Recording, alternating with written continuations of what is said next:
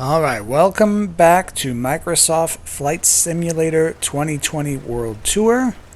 We are on episode 19, taking off from Galway, Ireland. We're going to basically fly around the coast of Ireland and all the way, passing Dublin, of course, and then eventually getting back up to Belfast, Northern Ireland, and then making our way over to northern England and heading down the coast there. But today we'll probably at best get back to Belfast. We are going to fly over the Cliffs of Moher, which I'm not entirely sure are look that great on this game, or at least my version of this game. I don't know, some people might have mods that make it look a lot better than what I can get it to look like, but we are at least going to fly by them. We may try to fly down by Cork. I think there's a Blarney Castle. I'm not sure if it's represented in game, but we might try to find that. But mostly we are going to fly around the coast of Ireland, down the southwest coast first, then fly east over the southern coast, go past Cork, go past Waterford, Wexford, and then fly north towards Dublin, and then try to get back to Belfast before we land today.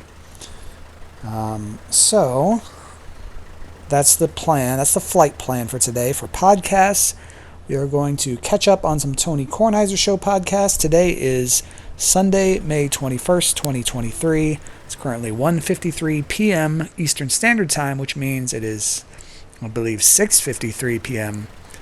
Yep, 6:53 p.m. it shows on the screen now, over in Ireland. So we might get a sunset. Right now I've got live weather and live time on, so I kind of want to stick to that. A lot of the things you can see, like the Cliffs of Moher, are not that impressive anyway, so I'm kind of tempted to stick to live time and live weather, but we'll see what we decide to do. I might change the weather at some point.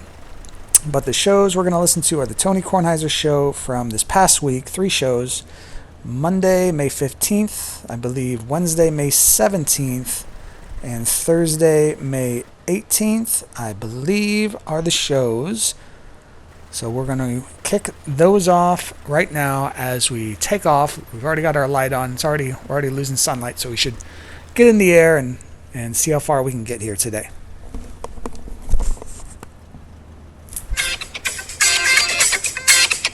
Previously on the Tony Kornheiser Show.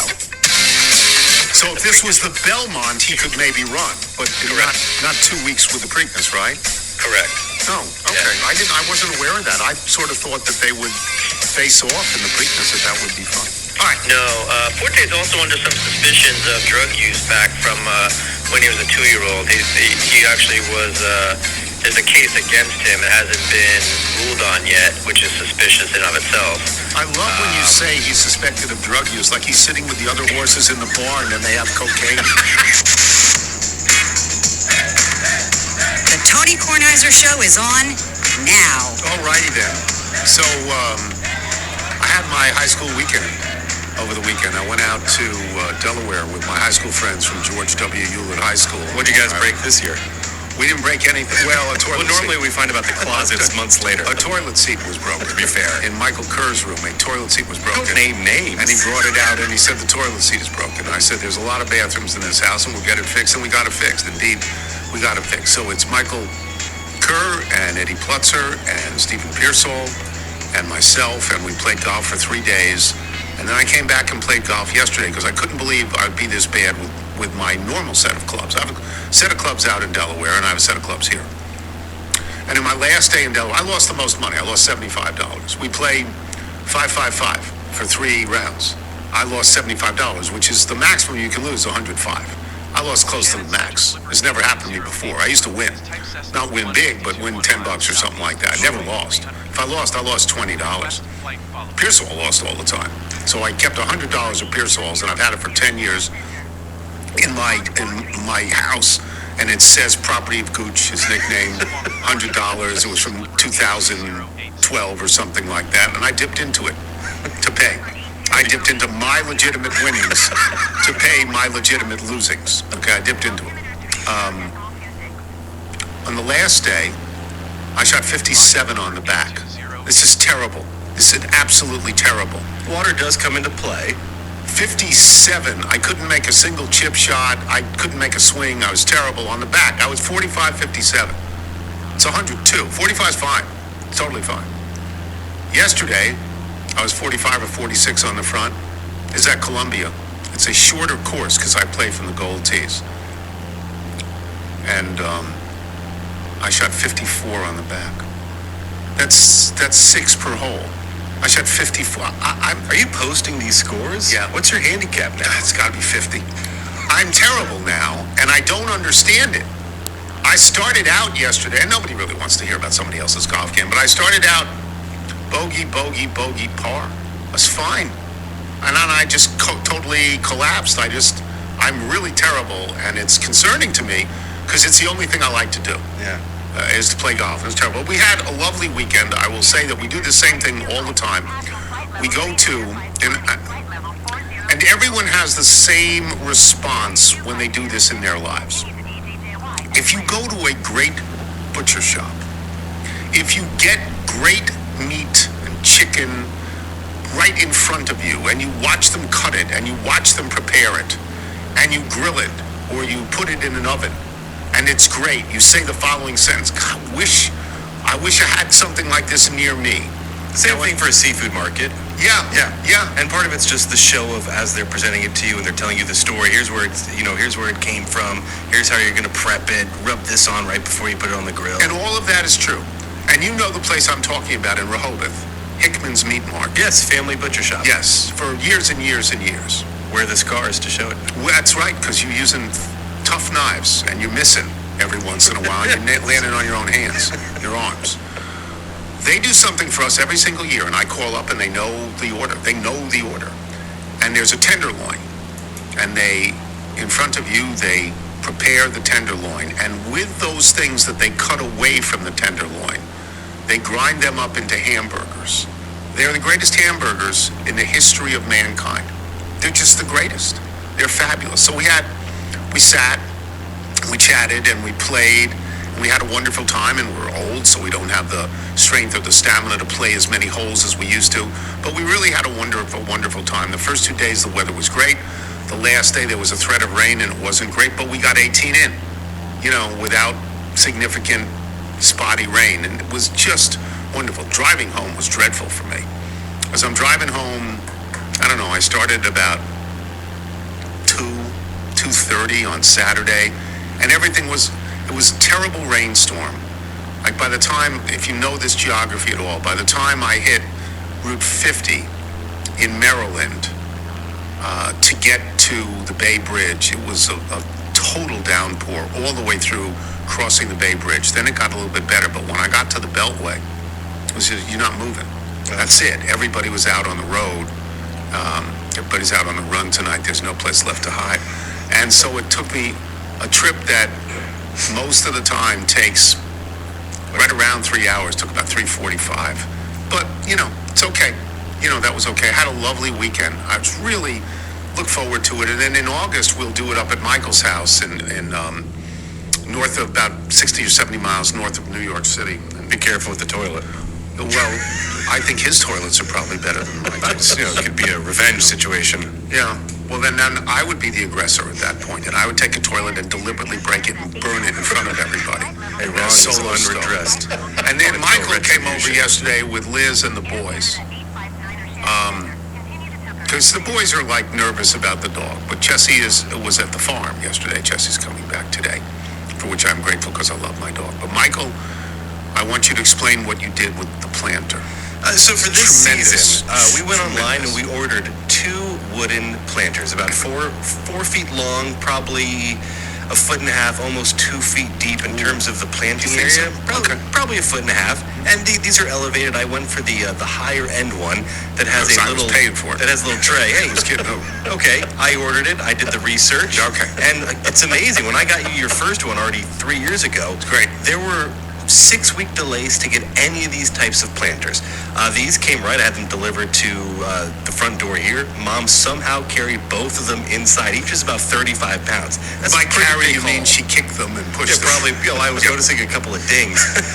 And so our Mother's Day was uneventful. And then I was like, Liz, I think I can knock these out in probably a half hour. She's laughing. So I'm like, I'll take all 3 kids. I buckle all 3 boys into the car seats. I get my little Black & Decker, screwdriver, drill set, come over, open the box, take everything out, and start to realize there's a lot of pieces here. There's really a lot of pieces, and there's a lot of hardware to the pieces too. There's And a lot everything of is screws labeled. and I would stuff. say there's Labeled always with letters. there's A, B, C, letters, D, E. and that's going to correspond to where you are in the instructions, and it tells you of letter B, of screw B, you're going to have 8 of these available. I could not even, looking at it, it was unfathomable to me how anyone could put this together. And I was, of course, immediately ready to just call the worker men who Right. put these things together. How much money It's do you one of those, if you've ever built anything from IKEA, and the Scratch, best way to test a relationship is to travel through IKEA, and not in like a 500 Days of Summer cute sort of, montage, but no, to get something from IKEA, to navigate how to go through the warehouse and build it yourselves. And if you survive that build long it yourself? day, you're good to go. It's wood. It's So metal. Build it You yourself. watch me. The first couple pieces, easy, but the side wall into the leg posts, and it's don't tighten these fully. You're like, okay, this is going to have a little bit. I didn't say anything. A little bit of buckle. Then it starts to. You have to put the lower slats And they fall into through. the position. And every time I tried to flip it over, it was like dominoes. It would just fall out. through. And Fall Dad through. you kept getting closer and closer till you just over my shoulder, and then without any prompt, you started to just place a hand on these To help on you. these lower planks. To help you to push the thing I'm together. To help you. seething. Yes, he threw me out of my own backyard. And then I He just did. see you staring at me, cycling through every 5 to 10 minutes to see where I was. I'm amazed anyone can build anything. Sure. Because I can't build anything. I've said this many, many times. My parents used to get me model planes to build. All I could do was put the decals on. That's it. I didn't, it's one conceptually, I don't understand how any of it works. I'm grateful when it works, but I don't know how it works. And because I'm who I am, I never felt the need to learn these things. No. I can talk for a living. I can't build anything. What do I have to build it for? If I can talk and make enough money, I'll pay you. You build it. That's the way the world works. So you So did you pay threw me out. I did build it. I threw you out. You threw me Finally, out. Liz comes out and goes, "Come on, man, where are we? It's Mother's Day." He built one of them. It looks great. The looks second great. one will go fast. The second one will go faster. So I turn this over, and Liz goes, "Are we almost done?" And I go, "Yeah, I just have to put the lower tray on." Beautiful slatted pieces. She looks to her left and sees 56 little screws that have to go in one by one. Yeah. Just a quick couple of hours to do this. So I'm assuming. But that my a plant- drill, come The on. drill was great. The drill was great. I'm assuming that whatever it costs less when you build it yourself. Oh, sure. I mean, this probably, if it was pre-built for you, would probably cost double what it cost, right? Well, think about just the shipping alone. They always do interesting stories with IKEA as they try and revolutionize some of their long-standing pieces, and they come back to the flat pack, which is if you can take that bookshelf that everyone had through college in their early 20s, if you can figure out a way to make it easier to send, make that packaging smaller so that it's taking up less space in containers, and it's easier for you to get it off the wall. You can keep it at a similar price point, even if some of the material should make it go a little bit higher. Yes, but you have to build it yourself. Yes. Well, see, I think... And the worst part is you make, so obviously I missed 1 or 2 steps, which is why those slats kept falling out. I did not want to admit that. I tried to power through, which is always why I made an IKEA desk once where I was looking at the picture, something didn't seem right, and I realized, oh, the drawers were supposed to be on the left side. Yeah. So he threw me out of my own backyard. Just threw me out. But did it, and it's beautiful. But again, fully built, it can't travel the way it travels when you build it. But I mean, I guess I could do this. I guess I could go to the internet and type in handyman services, Washington, D.C. Right? And I guess I could get a listing of people who, for a price, whatever that price is that they want to charge, would give me the option of paying that price and building this for me. Yes. Yeah, so like even But it's if, more fun to watch you. even if you go me through around the IKEA, yard. there are services that they will sync you up with who will come to your house to make this. Right. Throughout most neighborhoods, you'll see you see somebody with a van, and you inquire about what they help with, and then ideally you'd have a caretaker who helps with small projects. You don't necessarily need a full-scale plumber or carpenter, but it's just stuff around the house. My job is the Sonny Corleone job.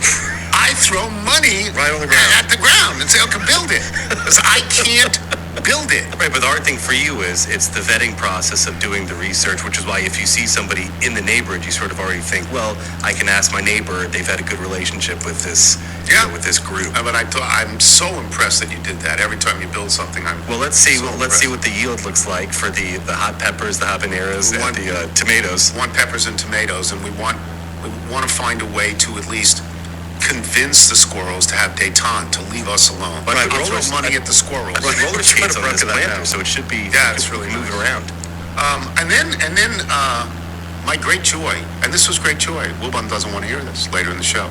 Joel Embiid stunk. The yappy Joel Embiid stunk. 5 of 18 from the floor, 15 points, 8 rebounds in a game 7. It's John Wall land. Yeah. You're the MVP. You're the MVP. Nothing. You and Harden. Harden, 3 of 11. Oh, yeah, he was terrible. 9 points. They stunk. And I have to listen to Mike tell me all the time how great Joel Embiid is. And this is Joel Embiid is now 0-3 in Game 7s to get to the championship round. The conference championship. Yeah. If that's not an indictment against him, what is? He's got a good team. This isn't Yeah, just it's a good him. team. No, it is a good, very good They team. got a good team. They finished right behind Boston. They didn't finish 8th. They didn't finish 12th. This isn't like Miami had to go to the play-in. Lakers had to go to the play. It's not like that. This was 2 versus 3. And once Milwaukee went out, Embiid's eyes lit up. Yeah. And he started yapping even more. Now he's sitting. All right? It's So all about the process. that makes me happy. Yes, it does. And I, of course, talking about the process, I communicated with the world's greatest, trust the process fan, Pablo. I said, what do you think of your boys now? They stink. And he just wrote back, ha, ha, ha. Yeah, because he knows how I feel about this. All right, we'll take a break, and the previously mentioned Michael Wilbon will join us, maybe to defend Embiid, and he's going to say Embiid was hurt. I don't want to hear it. I don't want to hear it. It's always an excuse for Embiid. It's just an excuse. The guy's the MVP. He was hurt during the year, too. He was the MVP you voted for. I'm Tony Kornheiser. You're listening to the Tony Kornheiser Show. This is the Indochino read. Looking sharp all wedding season long, shouldn't be expensive. I guess it is wedding season. I guess May, June, July is wedding season. With a custom-fitted suit from Indochino, you'll create priceless memories without costing a fortune. Customize every detail on your suit, your shirt, your dinner jacket, and more in a range of colors from a traditional black or gray to burgundy or olive to a classic Hemsworth navy. You have had these, both of you. What are your thoughts? I love the Indochino suit that I have, and it is wedding season. Sorry, I was stumbling because I see that you missed my wedding month, and I was just wondering if that was on purpose. August, beautiful month. It was lovely, and it To have a plane. was the beautiful wedding, the most beautiful wedding, but Yes, it was. I guess I should have said August as well. August 2nd, I believe. Custom liner, yeah. Oh, I'd go for a seersucker liner this time of Oh, year. absolutely. Absolutely. And what do you have? I've got 3 suits. I love them. I'm going to get another one because strangely they're not elastic enough for when you gain a lot of weight. So Yeah. got to get remeasured. Every suit is made to your exact measurements, and you can customize every detail. Make sure you're not watching the Red Zone. Create a suit that fits you and your style perfectly with options for fabrics, lapel shape, custom monogram statement linings, and more. They also have tuxedos starting at $579. Why rent when you could buy a custom tux you can rewear for years to come? Indochino also offers custom-fitted shirts, casual wear, and more. Get a superior wardrobe personalized to your style and taste without the luxury price tag. RSVP knowing you've got the perfect look all wedding season long from Indochino, and let me amend this to say that wedding season would be May, June, July, and August. Go to Indochino.com, use the code TonyK to get 10% off any purchase of $399 or more. That's INDOCHINO.com, and the promo code is TonyK. This is the Tony Kornheiser Show. Tony Kornheiser Show.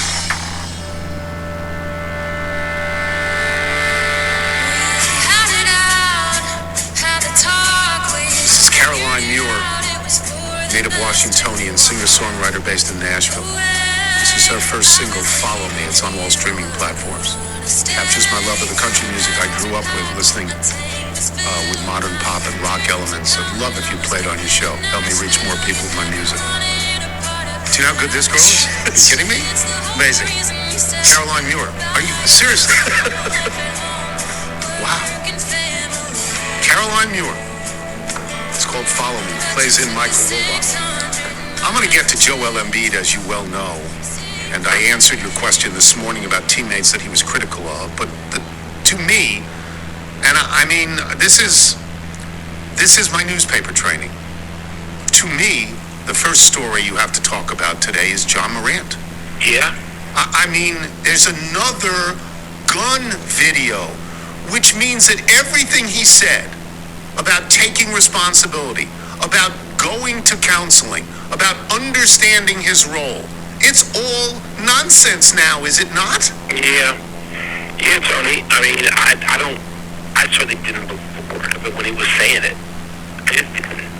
it didn't seem like in the few hours that he was away in Florida at some, rehab place, that he had come to grips with this, that he even had any sense that anybody else was right and he wasn't. And so, again, the part of this to me is the way it's played out, that John Morant, people don't know John Morant in his childhood. And John Morant didn't grow up, some sort of, thug, some sort of gangster. This is a role that he is attracted to, and he's playing out on Instagram, either his own account or one of his best boys.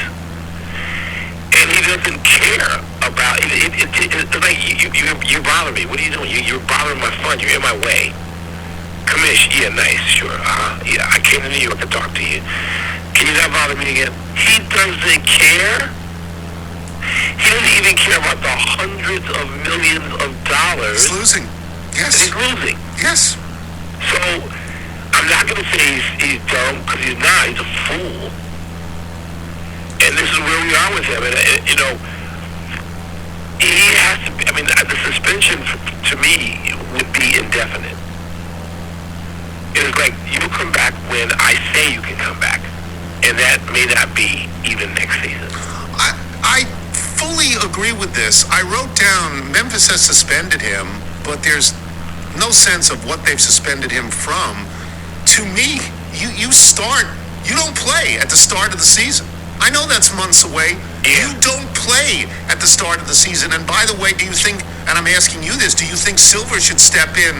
I mean, if you're a commissioner, you can't have somebody do this time and again. Well, they stepped in before because they suspended him for 8 games. Yeah. And this should be indefinite. This should not be tied to a number of games. This should be tied to, you're not hearing me. Yes. Yes. You're not hearing me, dude. And so now you're going away. And we are going to prescribe the process by which you at least look at your own life and the idiot things that you're doing. It was a stunner to me because I believed him. I believed him when he came back. Not only did I believe him when he came back, I believed him when he said after the series that they lost, this is pretty much on me because I caused the distraction. That's not going to happen again. Really? It happened in 2 weeks. He doesn't care. Wow. And so I didn't believe him. And I told you, Tony, including yesterday when we were doing the show, and this came up on Countdown, I I was talking to a person who has been involved in security and law enforcement for decades, both for a certain organization which has letters we all know, but then at the highest levels of basketball and other sports. And he said to me before we went on the air, he said, until John Morant changes the entire group of people Yes. that he is with, I'm quoting now, this is going to be the norm. Okay?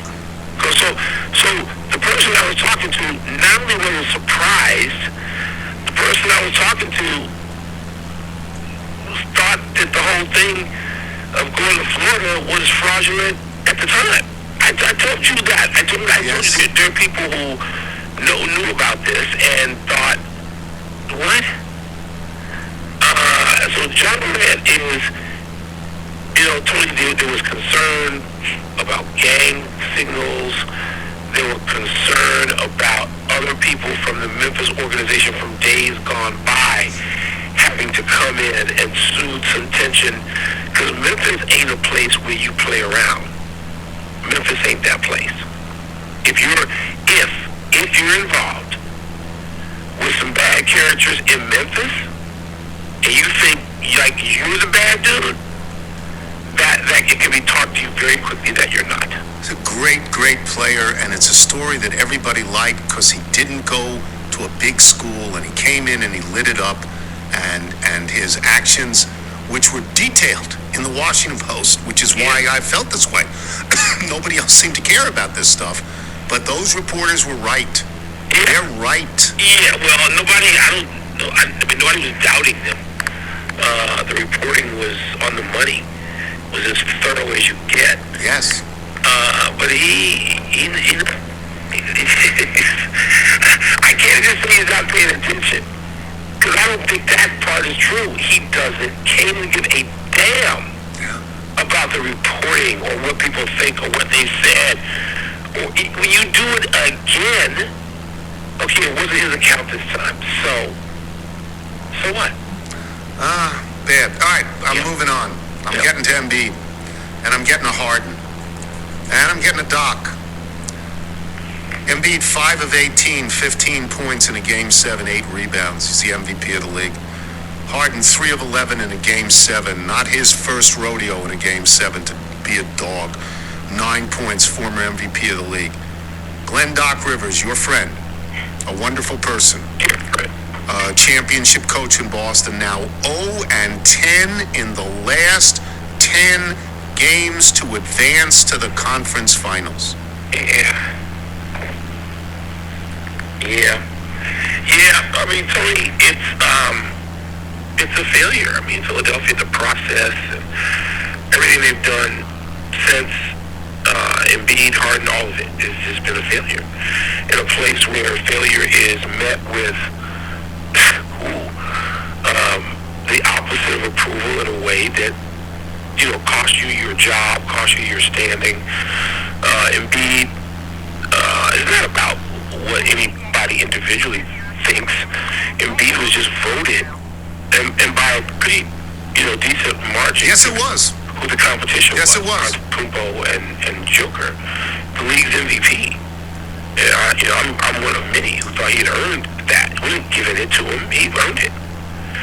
But what now? Like, where do you go? Like, I can't imagine Harden. You can't Harden any money. You can't do it. No. And I know he's got $37 million he can opt into, and so you could get stuck, but you can move him. But Harden was so bad again, and I've seen Harden be bad. I've covered this entire generation of playoff basketball. I've been sitting courtside when Harden had been just as stinky in other places when he was the MVP. And Tony, not everybody wins. We can sit here with our list of great players and coaches who never won. Never. I'm glad Doc has the championship he has. I mean, Jerry Sloan never had one.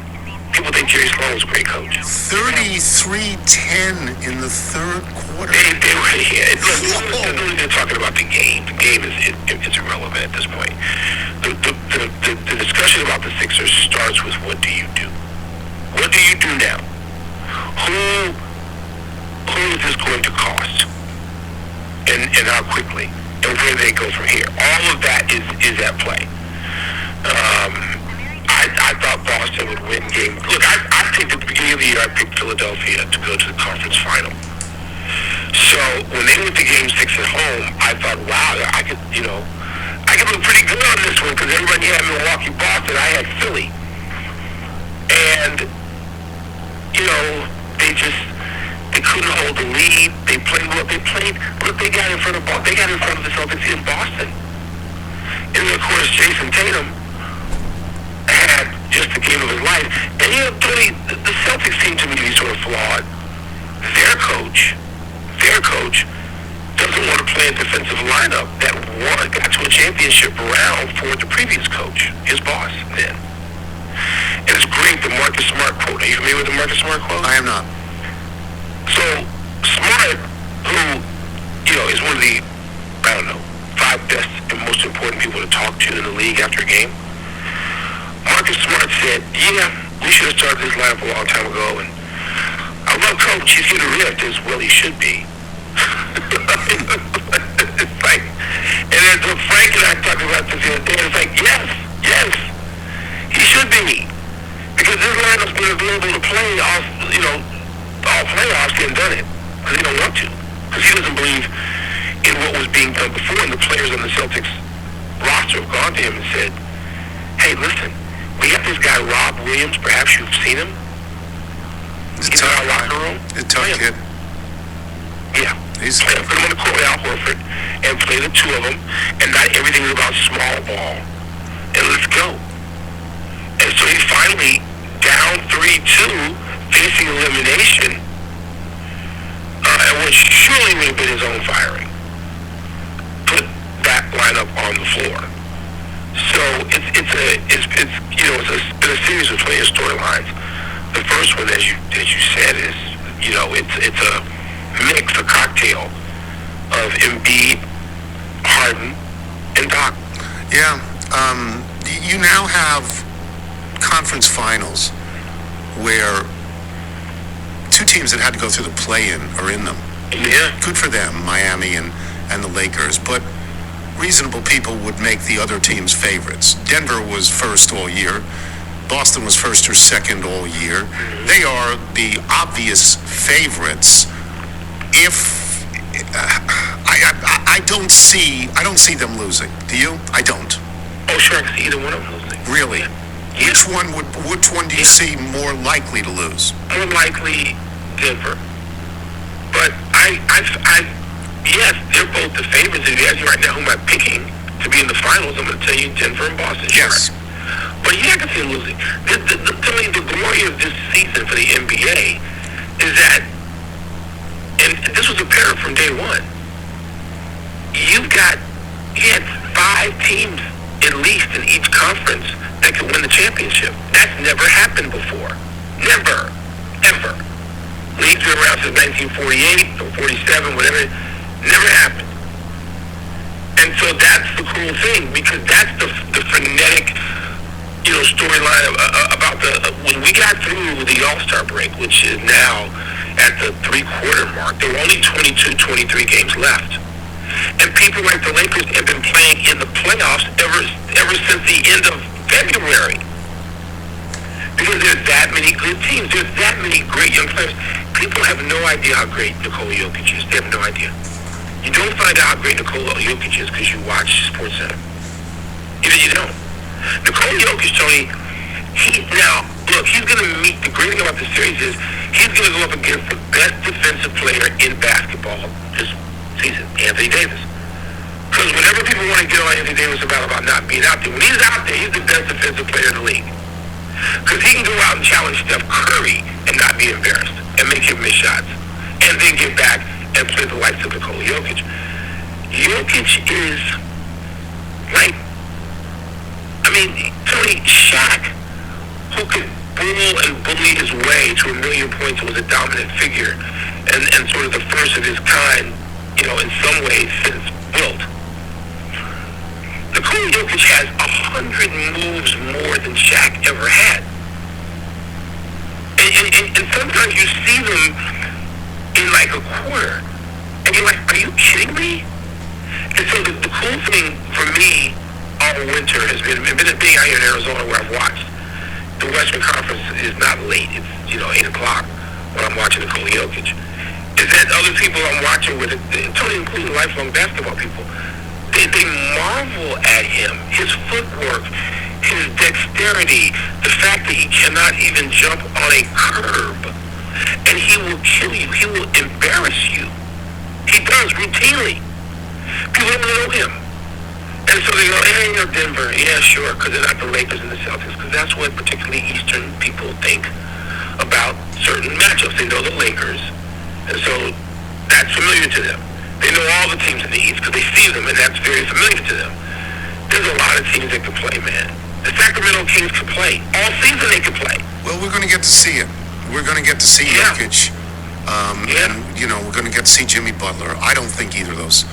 I don't think the Lakers will win, and I don't think Miami will win. But at least we're down to where we understand the movement towards the finals now. So I don't think they'll win, Tony. But I mean, Jimmy Butler has been doing this.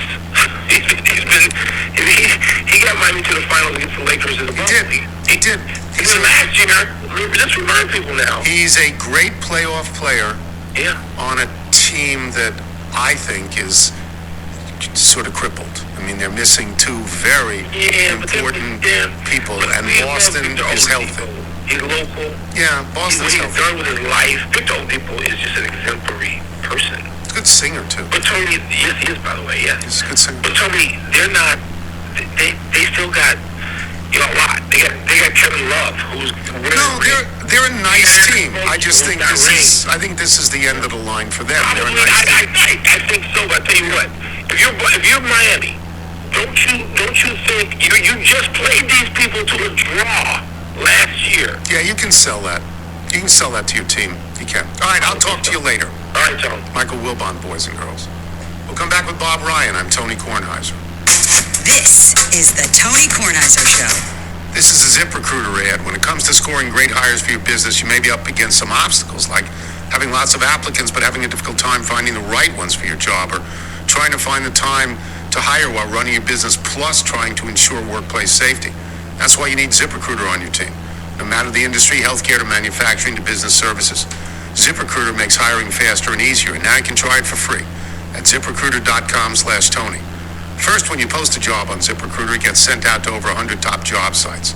Then ZipRecruiter's powerful matching technology hustles for you to find people with the right experience for your job and invites them to apply. In fact, check out this stat. 4 out of 5 employers who post on ZipRecruiter get a quality candidate within the first day. So add ZipRecruiter to your roster to help you win the hiring game. To try ZipRecruiter for free, and I emphasize for free, go to ZipRecruiter.com/Tony. That's ZipRecruiter.com/TONY. Once again, ZipRecruiter.com/Tony. ZipRecruiter, the smartest way to hire. You're listening to the Tony Kornheiser Show. The Tony Kornheiser Show. This comes from Maximilian, full name George Maximilian Duchamp. Thank you for the opportunity of possibly having my song Rocker from a redneck town being played on your show. I appreciate it. Most of his life was spent in the village of Potter, Wisconsin, also spent a year in Pittsburgh, visited his German grandparents and relatives in Berlin many times through the decades. He has resided in Aracatuba in Sao Paulo in Brazil since 2006. His cousin Lawrence was a nationally well-known polka band leader in the 40s and 50s. Wow, that's so cool. That's cool. This is called Rocker from a Redneck Town. You can find Maximilian's work all over the place. He's got an album out too. Good for him. Michael, if people like Maximilian want to send us their original music, play how they do it. Send us your music by emailing it to jingles@TonyKornheiserShow.com. And he plays in the quintessential American sports writer Bob Ryan. And we need to talk about the Celtics, and we need to talk about the Bruins, and we need to talk about the effect on the city of Boston. The Celtics won 2 games in a row facing elimination, beat their old coach in doing so.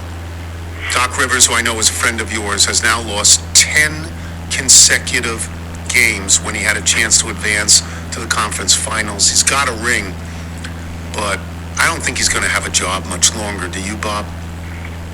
Well, that depends obviously on the whim of the owner. I don't. Doc's very, very realistic. He said it so yesterday. Yeah. He knows the drill.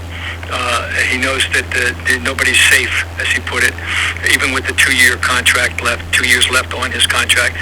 It would be certainly not surprising if he is swept out as a punishment. And, you know, the record is grim. I hate to say, you can't refute the numbers and the fact that these games have not been won, and he's been the coach. How much you blame a coach in these circumstances and how much you credit them if it goes the other way, we can have that debate forever. I watched 2 players that were great players, one of whom is at 35 years old, completely underperform in the biggest game of the year, and that was that Doc's fault? I rather think not, any more than it was Joe Mazzulla's credit that Jason Tatum played, you know, the game that one of the great games in playoff history, certainly in Celtic playoff history. But yeah, there's going to be turmoil in Philadelphia because, you know, the process, quote unquote, the famous process, did not result in true success. We know that. So you and I, much more so than I, but we have watched in our lives. We have watched great players rise to occasions and great players fall from greatness in certain occasions. James Harden, who I think is a great player, who had 45 and 42 earlier in this series and won games by himself, basically. James Harden, we have seen on the ground looking for his mouthpiece in playoffs. Chris Paul, we have seen injured and on the ground looking for his mouthpiece in playoffs. Do you know why this happened? These are great players. Do you know why this happens? Do you have any theories?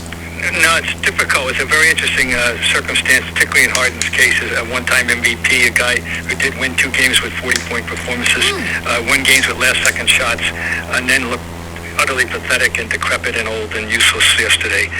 And it was all or nothing in the series for him.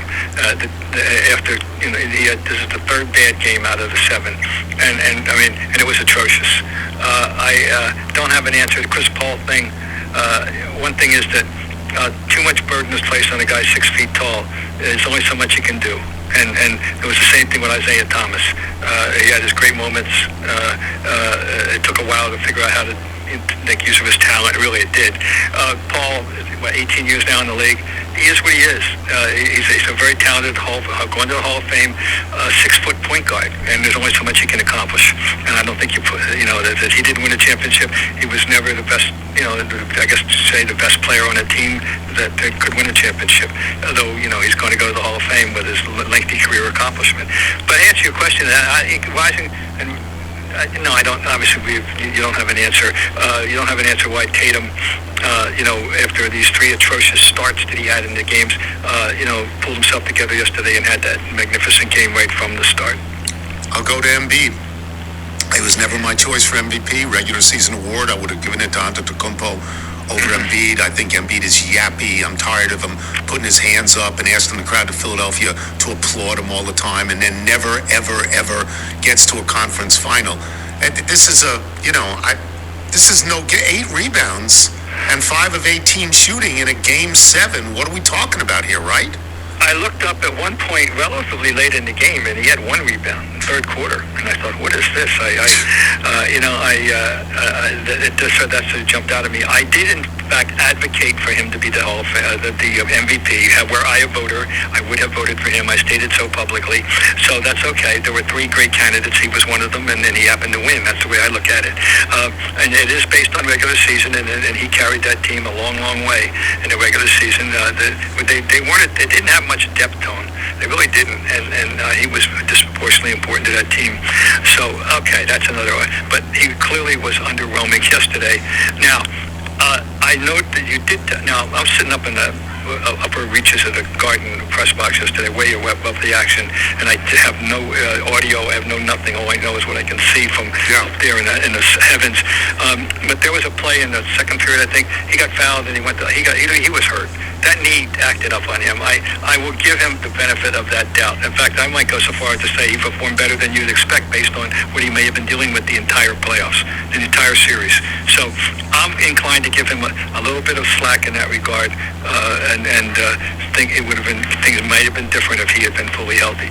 But he did block some, when they were still in the game. Remember, they were up by 9 twice. Yeah. And he was blocking shots and deterring. I'm thinking, God, Tatum can't get to the rim because this guy won't let him. But in the end, we know that third quarter was catastrophic for the 76ers. 33-10 in the game. 33-10. I remember looking up when it was 25-6, thinking, my God, they may hold in the single figures.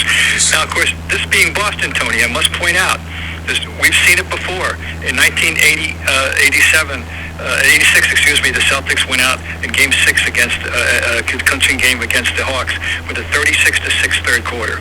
I'll never forget that one. So we've seen everything in Boston, but this was right up there. There's no doubt. Let me just point this out too. Everybody's talking about the offense, and Tatum had the great offensive game. The defense was the difference in the third quarter. Absolutely. There were some, I would say, 3 or somewhere between 3 and 6 of the ugliest possessions an NBA team could possibly have. At any point in any season, at any point, including exhibition games, you can't look worse than the Sixers did on those particular possessions in the third quarter. Now, was that 100% because the Celtics made them look bad? Well, it's always a combination. I'll say it was probably 80-20. Celtics absolutely devastated them in the third quarter on defense, and then happened to make some shots to make it, to fulfill it. The Celtics will wrap up the Celtics after this. The Celtics now walk in to play Miami. Miami is a very good team, but they're also a team that had to go through the play-in in order to get into the playoffs, just like the Lakers did on the other side. The Celtics will be the clear favorites here, but the Celtics are also a team that, my God, they just put together 2 good games in a row, but they haven't done that all playoff season. They haven't. So. No, they haven't, and I keep saying it. I don't trust them, and I still don't trust them until they do it. And I mean it. They got to win the whole thing with this talent, because they do. I'll repeat this. I told you last time. I'll tell everybody. They do not need any infusion of talent. They have sufficient basketball talent to win a championship. They simply need to play right, and they are capable of doing it. And that's simply that. And so we'll see. I respect Miami. Everybody respects Spoelstra. Everybody respects Jimmy Butler when the playoffs start. Bam Adebayo has done very, very well against the Celtics over the years. The one big thing, they don't have Tyler Hero. Yeah. And, that's a big loss. And so I give them credit for going as far as they have. They do have a guy that could be a pseudo-hero, and that's Duncan Robinson, who was swept out of their rotation during the season, but has to start playing again now, and he's capable of getting hot.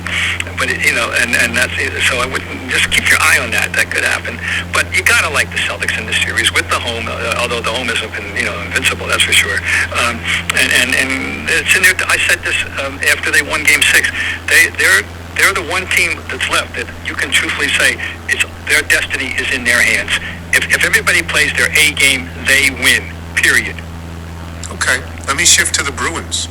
Had the greatest year of any hockey team of all time. Didn't get to the second round of the playoffs. I assume that the Celtics win yesterday has calmed the waters in the city of Boston. But how are the Bruins? How's the city dealing with the Bruins? How are the Bruins dealing with the Bruins? No, they were licking a wound and feeling, very sorry for themselves. And the coach is actually got people concerned a little bit, because Jim Montgomery talked about the playoffs as a different animal, as if he were learning about it. And he's 50-some years old and has been through it before. This isn't Joe Mazzulla, who is going through it for the first time and is learning on the job about what playoffs are all about. Jim Montgomery supposedly already knew, and then he said some things that got people a little nervous. He juggled lines. He did things that people were questioning at the time. Now, they entered the playoffs with their first 2 centers injured and did not have them in the beginning, and of course that being Patrice Bergeron and Dave Krejci, that we'll never know to what extent they were playing impaired. How recovered did they really become, and when they did start playing, we'll never know. The goalie is going to win the Vezina. There will be any question about that. Deteriorated. He let him down. There's no doubt. On his homework was not the same. And if there's one thing that we can always say that never changes in American sport, is that when playoffs come, the most important position in American sport is goalie. Yeah. And North American sport and European sport is goalie. And when your goalie didn't play the way he had played all year, it hurt them. So they lost. They lost to the Panthers. And now the Panthers have knocked off 2 original 6 teams. Yeah. And suddenly they're a hot team. In hockey, there's lots of history of teams just like the Panthers going a long way. So it leads to this question. You've asked yourself this. You've been asked this a million times. Why is the Stanley Cup so hard to win? It's harder than others. It's harder. That's a great question. You got to win next series because the old days, in the 16th, you only had to win 2 series. But anyway, maybe there's a essential parity in the league more than we realize. I don't know. I'm not enough of a hockey maven to know to be able to articulate what technical differences there are in the playoffs that may favor some teams who are in that shorter period of time than over the long haul, because we know I can talk about baseball in those terms, I can talk about basketball in those terms. I don't think it applies to football, frankly, but I do think something applies to hockey that doesn't apply in the other sports. I completely agree with that. If you look at the history of teams winning championships in baseball and basketball, the best team wins often. And we don't necessarily see that in hockey, right? We don't. No, not in the same way. And so, I don't know, it's interesting, but it makes it, and it's compelling. And of course, I will always say that as much as I'm a lifelong baseball and basketball guy, there is the greatest tension in sport that we have is hockey overtime in the playoffs. Stanley Cup hockey overtime is absolutely the tension of all mother of all tensions. There's nothing quite equates to it, because it can change in an instant, and one quick turnover, bang, it's over. It's really intense stuff, and it's very exciting. Great to watch too. Thank you, Bobby. Okay, Tony, anytime. Bob Ryan, boys and girls. It's fabulous. We'll take a break. We come back with email and jingle. I'm Tony Kornheiser. You're listening to the Tony Kornheiser Show. This is the Grammarly ad. Today we're working and communicating more quickly than ever, and sometimes we can feel stuck. Give yourself a helping hand with Grammarly Go, Grammarly's new communication assistant powered by generative AI. AI is artificial intelligence. It's the kind I have. I don't have real intelligence. Grammarly Go understands your unique context, preferred voice, and goals to quickly generate high-quality writing. With the invention of computers and the internet and all of that stuff, writing actually did become more important than speaking. You reach a lot more people by writing, and you don't have to necessarily talk to them, which for some people is a problem, direct communication, talking. And you'll notice that most businesses now discourage actual talk between actual people. So the ability to write, the ability to communicate through writing, may be more comfortable than through talking, and it may be something that will serve you well, right, Michael? That makes sense, doesn't it? Grammarly Go helps you fine-tune your writing to reflect your personal style and be effective in any situation. Select the text that you want to rewrite and activate Grammarly Go. Type a prompt into Grammarly Go to generate high-quality writing so you can spend less time on wordsmithing. I think wordsmithing is I think you're reaching for a verb there, kids. I think you'll be amazed at what you can do with Grammarly Go. Go to Grammarly.com/go to download and learn more about Grammarly Go. That's GRAMMARLY.com/go. You're listening to the Tony Kornheiser Show. Here comes Tony, here comes Tony, here comes Tony Smith. Got your emails, faxes, and your notes. Here comes Tony, here comes Tony, here comes Mr. Tony Smith. Gonna read some for all of you.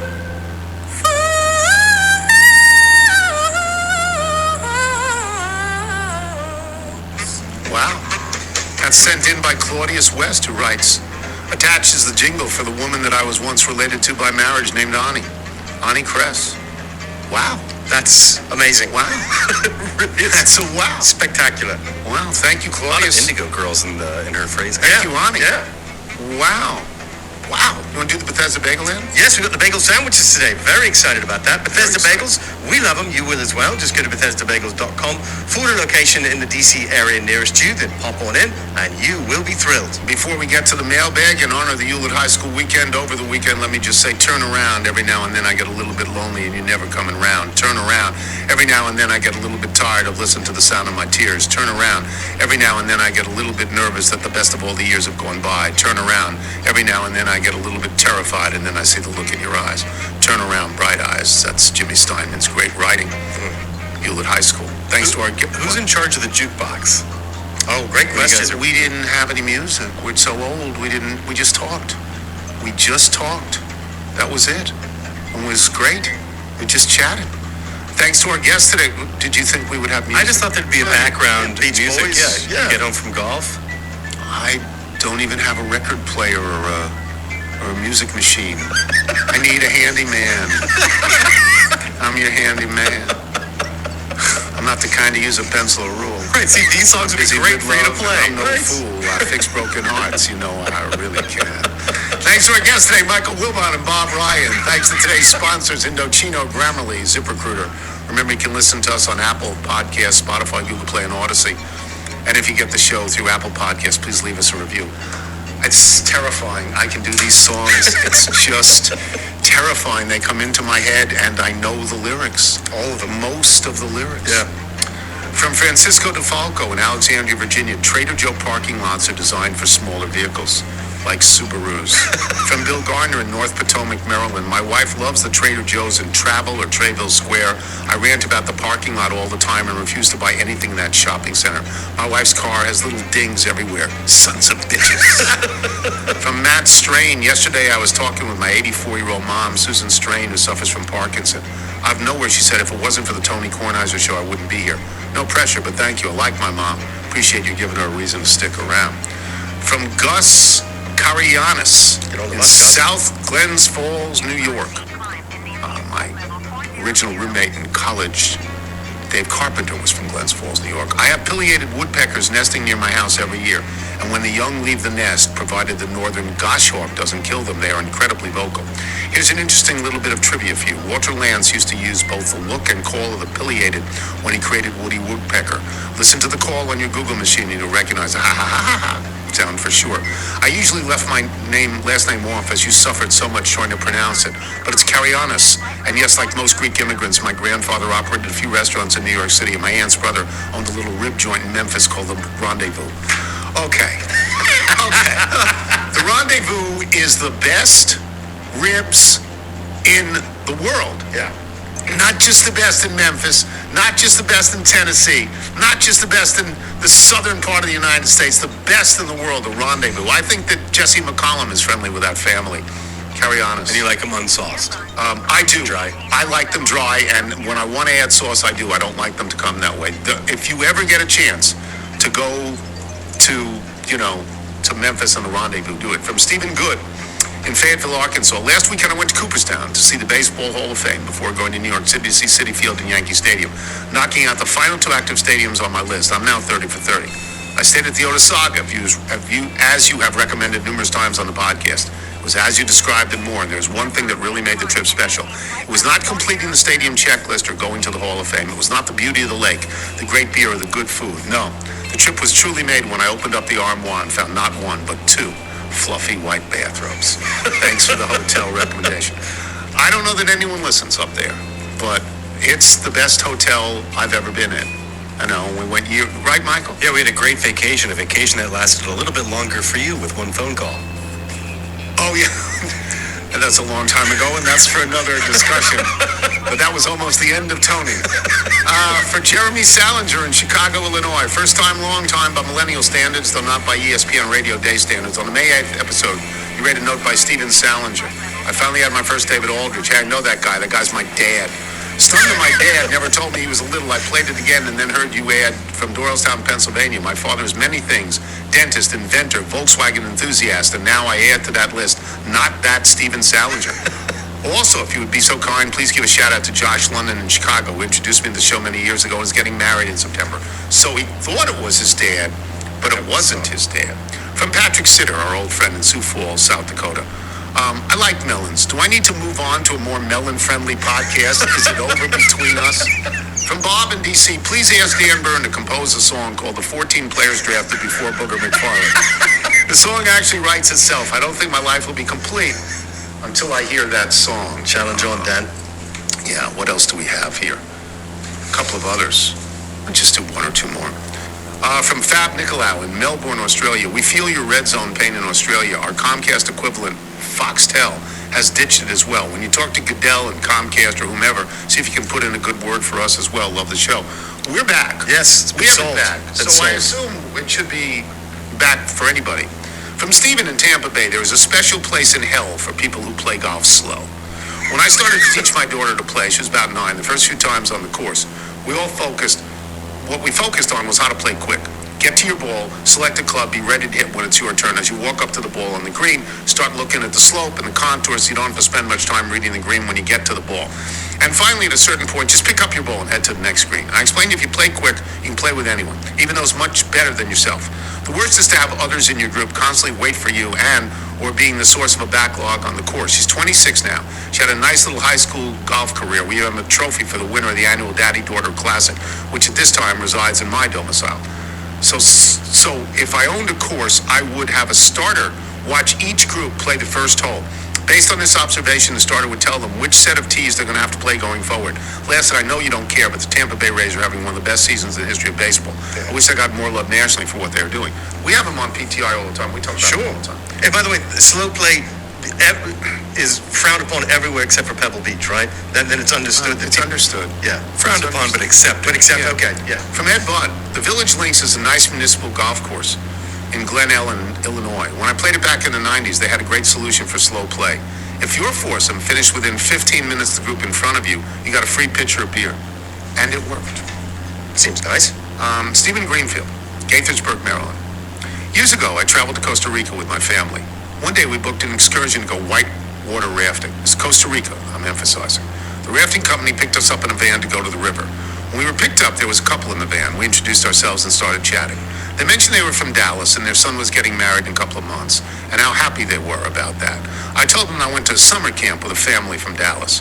Where was the camp, they asked. In the mountains of North Carolina, I replied. Which camp, they asked. Blue Star, I replied. What was the family's name, they asked. Gerard, I replied, to which the husband responded, that's me and my brothers. What? He immediately pulled out his cell phone, called his younger brother, who was my bunkmate for years. So there I stood on the banks of a river in rural Costa Rica, having a mini camp reunion, talking to my summer camp bunkmate who I hadn't seen in over 35 years. What? That's amazing. From Robert in Honolulu. Now that you've caught up on all the old emails, when are you going to get to the faxes? I mentioned this the other day of Steve Spurrier Day, and I knew somebody else had put it in my head. It was Charlie Burt's in Springfield, Virginia. He said good old 5/11 is a date that lives in the tradition of May the 4th be with you. I mean, it's not the worst day. It's better than some of them, so I guess that's something. From Dan in California, my birthday's coming up on May 11th. For most of my life, the only thing I associated with that date is my birthday, but ever since listening to the show, when my birthday comes around, I can think it was 5/11. Not very good. From Ben Tiner, or Tyner, T-I-E-N-O-R in Dallas, Texas. I'm at an event this month, and I've been asked for my walk-up music. Between rope and a yardstick, or I have a piano, which has the cheaper licensing fees. Wonderful. Wonderful. If you're out on your bike tide, everyone, as always, do wear white. But I still need a bit of milk, full fat, which I've warmed in the microwave.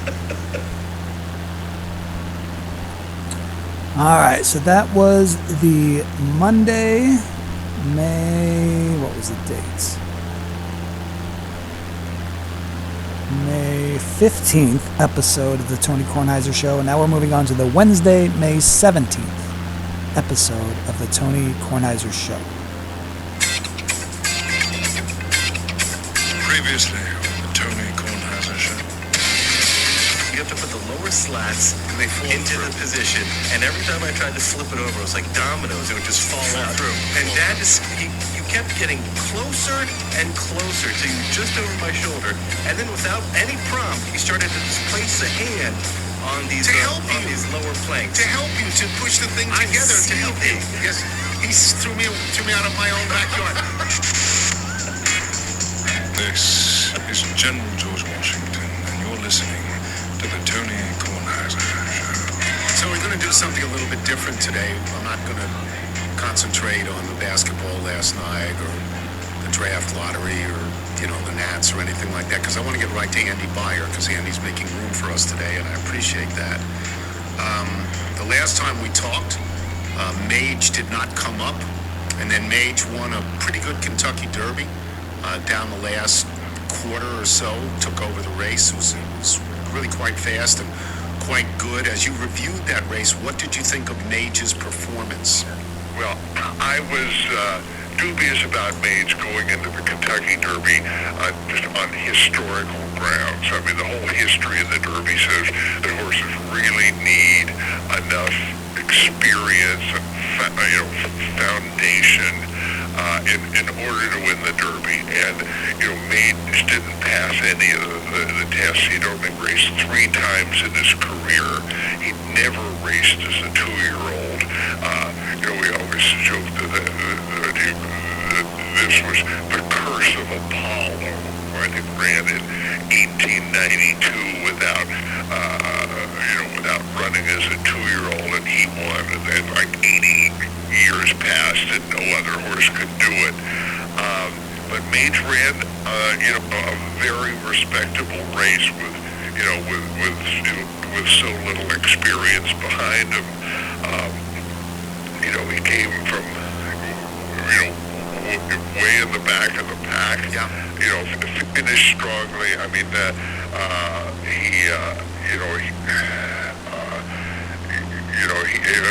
it was legit, and his speed figure for the race, 105, was one of the best in several years. So I guess I would have to say he's a legitimate horse, but will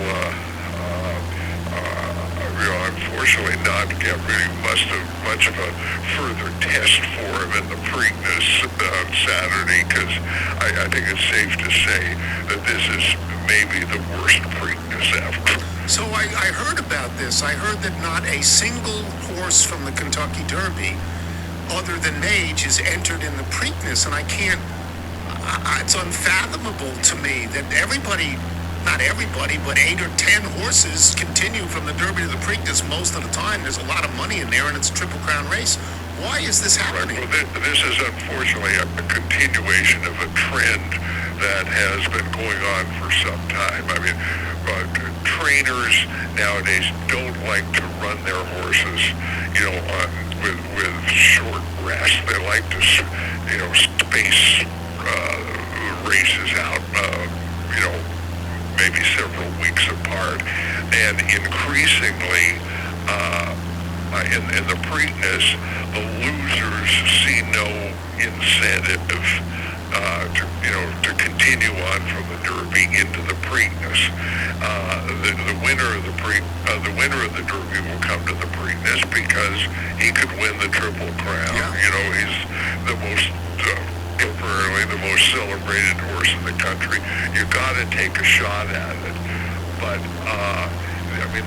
there's an answer to all this, and that is something that's been batted around unsuccessfully for years.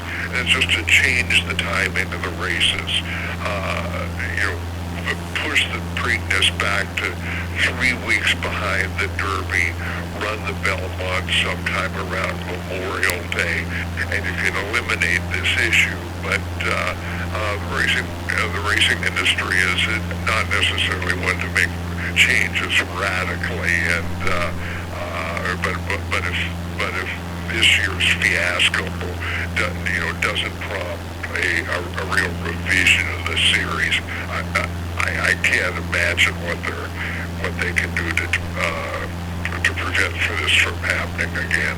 Andy, if Mage wins, or even if Mage doesn't win, Do you expect some of the good horses from the Derby to enter the Belmont? Because that would be a 5-week rest period. They might, but again, mile and a half races are have become kind of an anachronism in American racing. I mean, if they're, let's say, and so trainers don't necessarily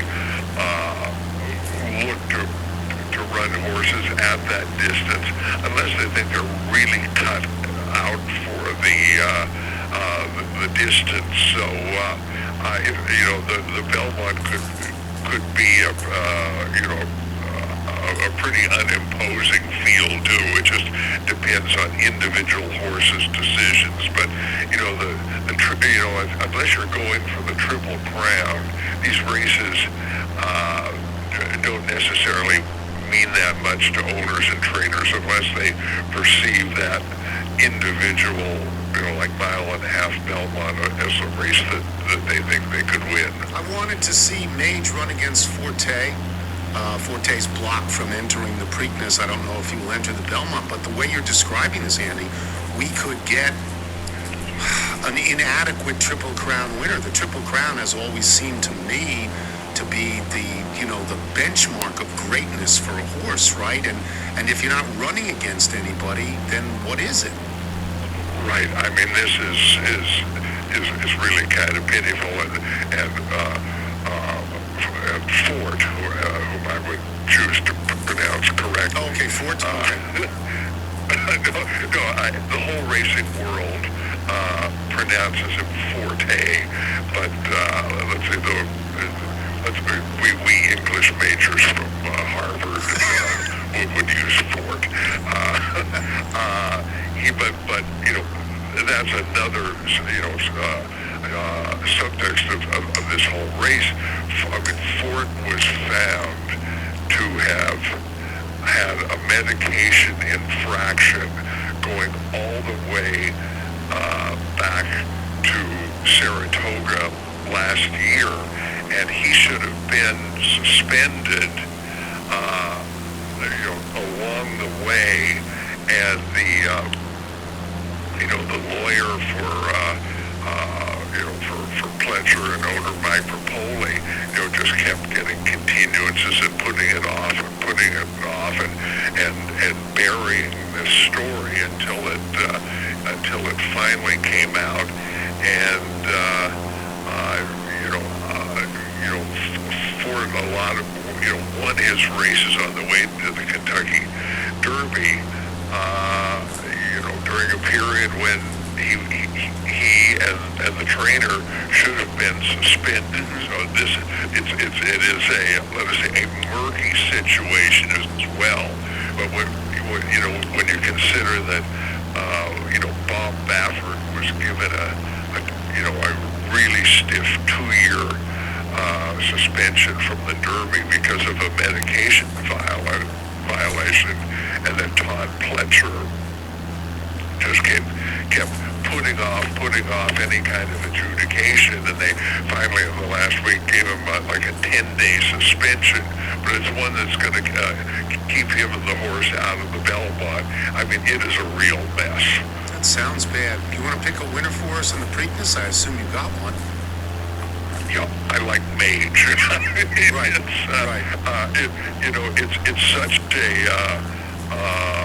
It's such a weak field. You do have an interesting horse, National Treasure. That's Baffert. Ran okay in California this winter. Baffert was not allowed to be the trainer, because of the Churchill suspension.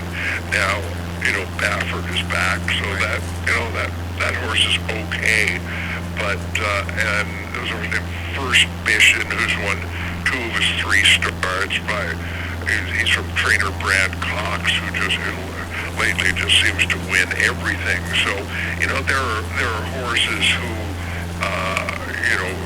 can step up if Mage doesn't run his race.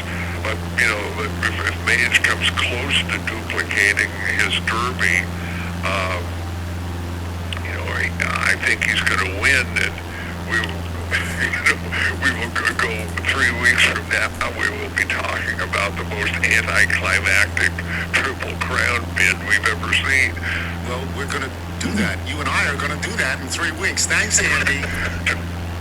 And actually, National Treasure is the one who ended up winning the Belmont. So, not Mage, no Triple Crown in 2023. Okay, Tony, the industry should give you an award for being the last member of the mainstream media who cares about the Triple Crown. But thank you for calling. I'm so old, that's why I care. Andy Byer, boys and girls, we'll take a break. Liz Clark will join us when we return. I'm Tony Kornheiser. This is the Tony Kornheiser Show. This is the Indochino ad. It is wedding season. Wedding season, as I learned painfully the other day, extends through August. Yes, it does. I thought it was just sort of it's May, a June, wraparound July. season. Yeah, but it extends through August. Looking sharp all wedding season long shouldn't be expensive. With a custom-fitted suit from Indochino, you'll create priceless memories without costing a fortune. Customize every detail on your suit, shirt, dinner jacket, and more in a range of colors from a traditional black or gray to burgundy or olive to a classic Hemsworth navy. You guys have done this. You've ordered suits. Yes, I got 3 suits. We'll be getting some more. You just feel great when it's tailor-fitted to you, and you can design it the way you want, and it does not cost a lot. Custom-fitted, custom-made. And you got a color you want. I have the purple liner, but it's fun to go through and try and build a collection. This is a great way that you can build out your suit and your separates collection. Every suit is made to your exact measurements. You can customize every detail. Fabrics, lapels, shape, custom monograms, statement linings, and more. They also have tuxedos starting at $579. Why rent when you can buy a custom tux that you can rewear for years to come? Indochino also offers completely custom-fitted shirts, casual wear, and more. RSVP knowing you've got the perfect look all wedding season long from Indochino.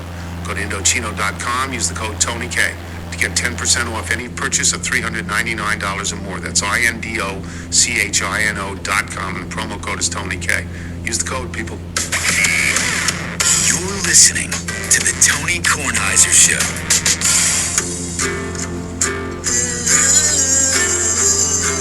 Tim Couch #1, Donovan McNabb, Keely Smith, Edgerrin James, Ricky Williams, Torrey Holt, Champ, Bailey, David Boston, Chris Claiborne, Chris McAllister, Dante Culpepper, Cade McNown, Troy Edwards, John Tate, and finally, Anthony McFarland.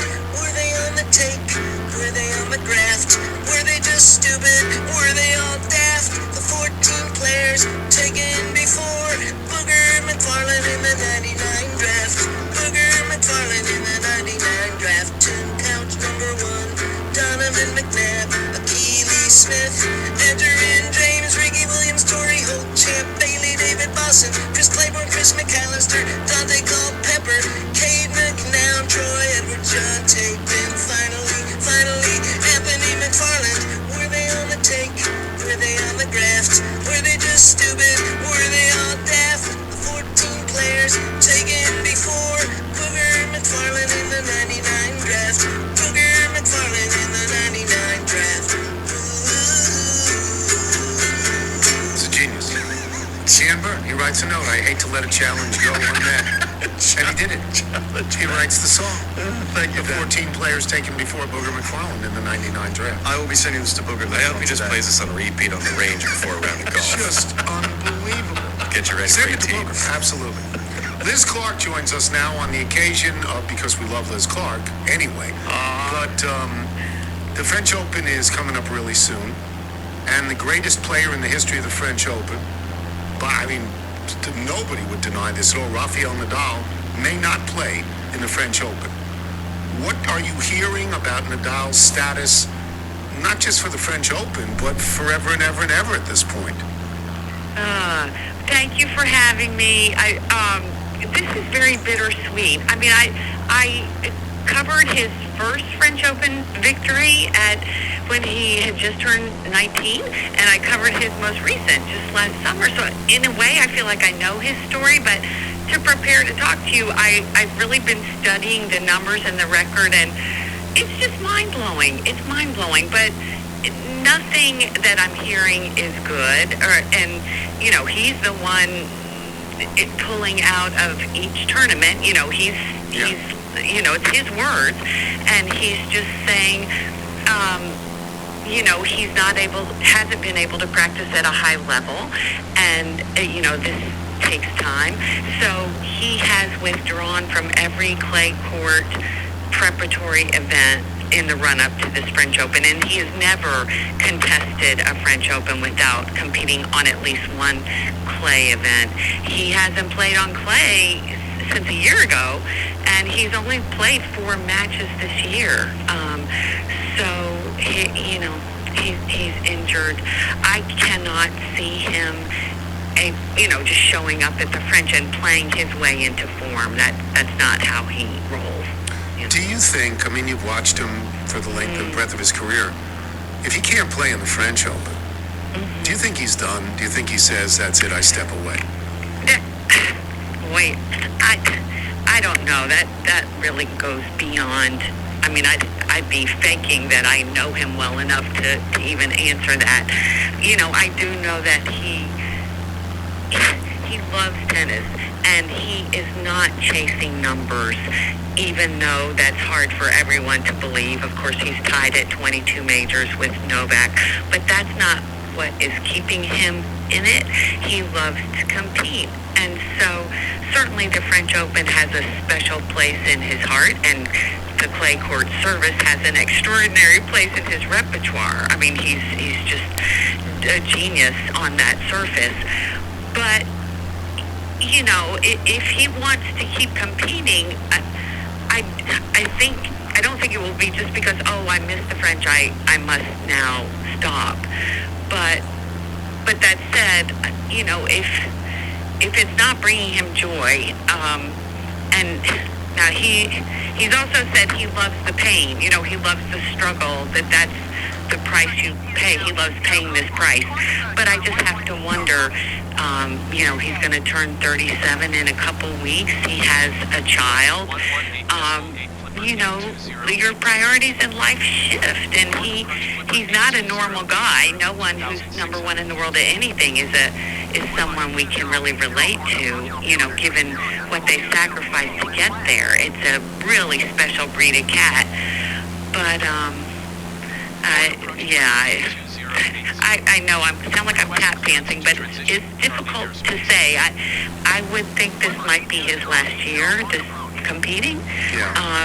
And even though the French extracts the most from an athlete, it's so damn grueling. It's also the one he's best suited to win. It would be a push to say he could win on a major on a hard court or at Wimbledon at this stage in his career. I assume that you love him, and I assume you love him because you love Federer. And if you love Federer, you have to love Nadal because they're fire and ice. You have to love them both, right? Yeah, in different ways. And it's just like, it's a mixture of respect, awe, just genuine appreciation, and in another level, just a first-hand over 15 plus years seeing the way they treat others. It's a lovely thing. And by that, I don't mean the way they treat reporters. The way they treat security people or towel people or little kids or older people. Just, the most exceptional sportsmen. And the affection and regard for one another, even though they could take the view, that's the guy who denied me X number of majors. It's the opposite. That's the guy who lifted me beyond what I thought I could ever achieve. It's a tremendous bromance, that I just love. He cried when Federer retired. Was he crying for himself as well as for Federer? Because if you're him and Federer retires, you do say to yourself, it's not long for me now. Yeah, for sure, but I don't think it was egocentric. I don't think it was that. It's just, not so much I see my exit. I see the end of my career at the end of his career. I think it's more, he's my favorite playmate. That's right. It's just who will push me in a way that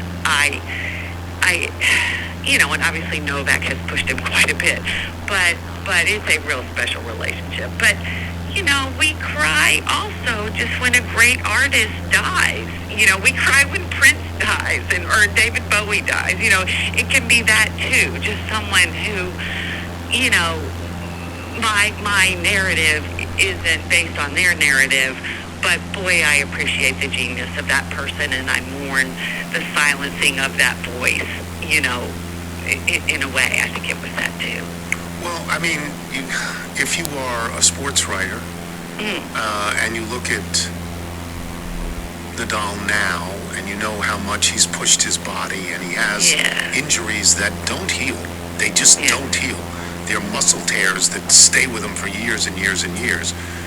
As you step one step back with Federer gone and Nadal out, the lane is just so wide open for Djokovic, unless you tell me Carlos Alcaraz is better.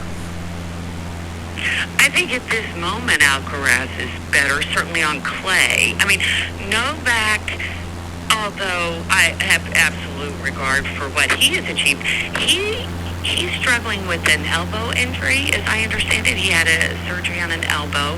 He's not... of course, he started the season winning the Australian Open to tie Nadal at 22. So, big wow. But, his clay court tune-up has not been great. But that said, he is 35 and has won 22 majors. And there is an exceptional, super rare expertise that comes with that, and knowing how to manage a slam. How do I get to 7 victories and best of 5? That very few people know as well as Novak how to manage yourself. And Alcaraz, being just turned 20, I believe, is of course he wouldn't know that, but he has youth, and he suffered kind of a freakish early loss at the Italian just I think last week, but nothing that sends a flare like, oh my God, he's injured, he won't be himself. He will be the top seed at the French Open, Alcaraz, because he will retake the number 1. So it'll be Alcaraz and Novak seeded 1 and 2. Nadal is now dropped to 14th in the world. He doesn't play. Again, huh? He doesn't play, so of course. Yeah, he hasn't played in more than 4 months. He hasn't played anything since the Australian Open, where he was injured.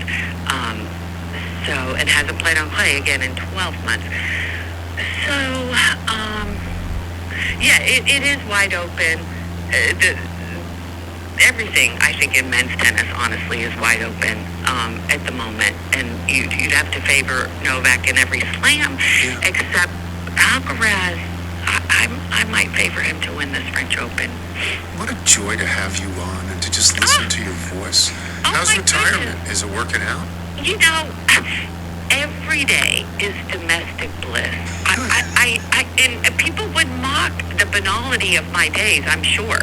But I'm like doing a medley of yard work and housework. I'm sewing, I'm cooking, I'm putting a lawnmower together. I mean, like, all these things that are just fascinating and great fun. And hanging with the dog a lot. Oh, and then some culture, movies, museums. It's great. It's just great. All right, we'll see you soon. Thank you, Liz. Thank you. Okay. Liz Clark, boys and girls. We will come back with, who's next? Is Doug Ferguson next? Yes. Doug Ferguson. We're going to talk about PGA. I'm Tony Kornheiser. You're listening to the Tony Kornheiser Show. This is the ZipRecruiter ad. When it comes to scoring great hires for your business, you may be up against some obstacles, like having lots of applicants but having a difficult time finding the right ones for your job, or trying to find the time to hire while you're running your business, plus trying to ensure workplace safety. And that's why you need ZipRecruiter. No matter the industry, healthcare to manufacturing to business services, ZipRecruiter makes hiring faster and easier. Now you can try it for free, the operative word free, at ZipRecruiter.com/Tony. When you post a job on ZipRecruiter, it gets sent out to over 100 top job sites. Then ZipRecruiter's powerful matching technology hustles for you to find people with the right experience for your job and invites them to apply. 4 to 5 employers who post on ZipRecruiter get a quality candidate within the first day. To try ZipRecruiter for free, go to ZipRecruiter.com/Tony. That's ZipRecruiter.com/TONY. And once again, that's ZipRecruiter.com/Tony. ZipRecruiter, the smartest way to hire. You're listening to the Tony Kornheiser Show.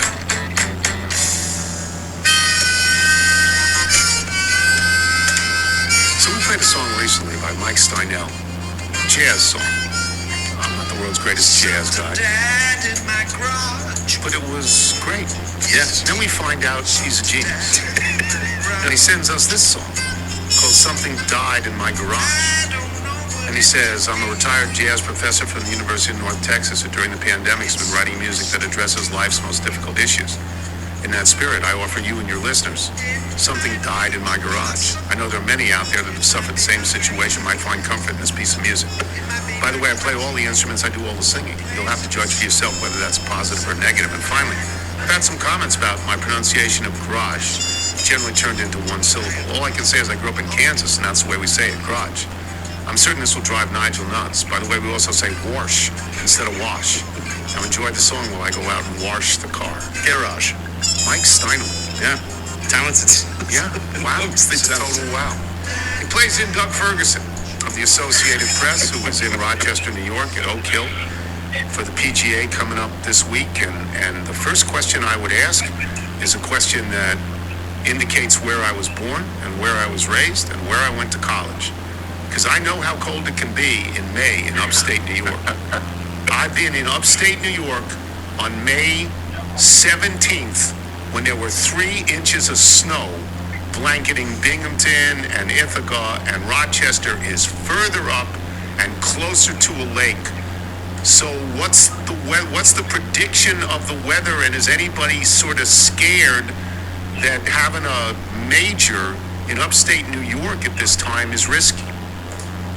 Tony, I'm disappointed that we couldn't have had this conversation yesterday. It was magnificent. It was probably 65.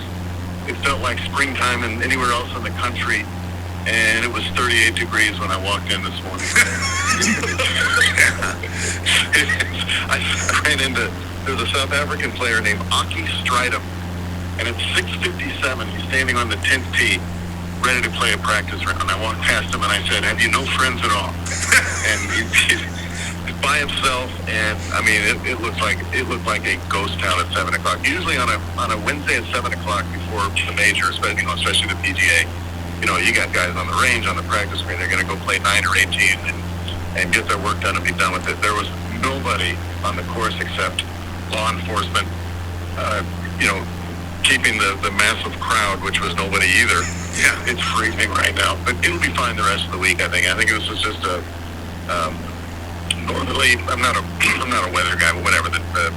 Whatever system came through that made us freeze our cojones off. It'll clear up by tomorrow. I think they're going to get maybe some rain on Saturday, and then it should be fine on Sunday. So you're looking at mid-60s for the week. Did they get lucky? You would know better than I would. But I would say, having spent my college years in Binghamton, having spent my summers in the northern part of Pennsylvania, right sort of equidistant, on the same line, basically, the east-west line as Binghamton, and knowing that area, it can get bad. See, this is the thing that's interesting is, as everybody knows, the PGA used to be the last of the majors, and then it was moved into the slot, because it's the least of the majors, so it was moved into the slot after the Masters and before the 2 Opens, and I wondered, and you would know better than I, if there was consideration that the traditional sites for the PGA that include Massachusetts and Michigan and Minnesota and upstate New York, if that puts these clubs in jeopardy for never getting the PGA again. It does, and they announced it in 2017 is when they said, okay, we're moving to May. The trouble was Oak Hill was already locked in for 23, so that was kind of their last hurdle. If we can just get past Oak Hill and not get snowed out, and then we'll be fine. But the tragedy to it was, to your very point, they can't go to a place like Oak Hill going forward. They can't go to, Whistling Straits was one of their go-to places for the Ryder Cup and the PGA. They're not going to north of Milwaukee in May. No. And so now they're looking at places like Louisville and Dallas. They still haven't found a place in Florida, because there's nowhere to go in Florida except one place at Doral, and they're not going there. They're very limited in where they're going. They're going to San Francisco, things like that. But to me, some of the best courses in our country are up here in New York, in Mass, Long Island, which, by the way, they did that page, if you remember, back in 19. And I remember that first day, it was probably 45 degrees on Monday, and then it warmed up the rest of the week. But that's the one drawback to this, is that it really shuts out, I think, the best part of our country. Yeah, you're locking these people out from the tournament they are most likely to host. You can't host the Masters, so that gives you two tournaments, the U.S. Open, which some of these places really can't host because they're old and traditional and relatively small, but at least the weather is a lot better. It's an interesting thing to me. Sometimes, Doug, I think to myself, I don't know why they don't play everything in the West, because that way you get a better television audience. I mean, it goes later, right?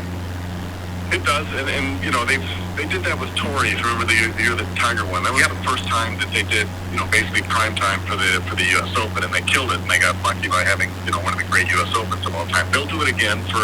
They did it at Pebble a couple years ago. They'll do it at L.A. this year, and so the West Coast is becoming a lot more prominent. What's interesting, to your point, about some of these classic courses that are too small, I wouldn't be surprised to see the U.S. Open head back to Riviera. In, I think, 2031 they're looking at. That is a magnificent golf course with a really tiny footprint as it comes to the bells and whistles that come with hosting a major. But I think they're going to try and pull it off. The U.S. Open, and I don't know how we got on this topic, but they are now looking at places where they can go ahead and only have 20,000 for the week. They can downsize it and then make their money when they go to the big properties.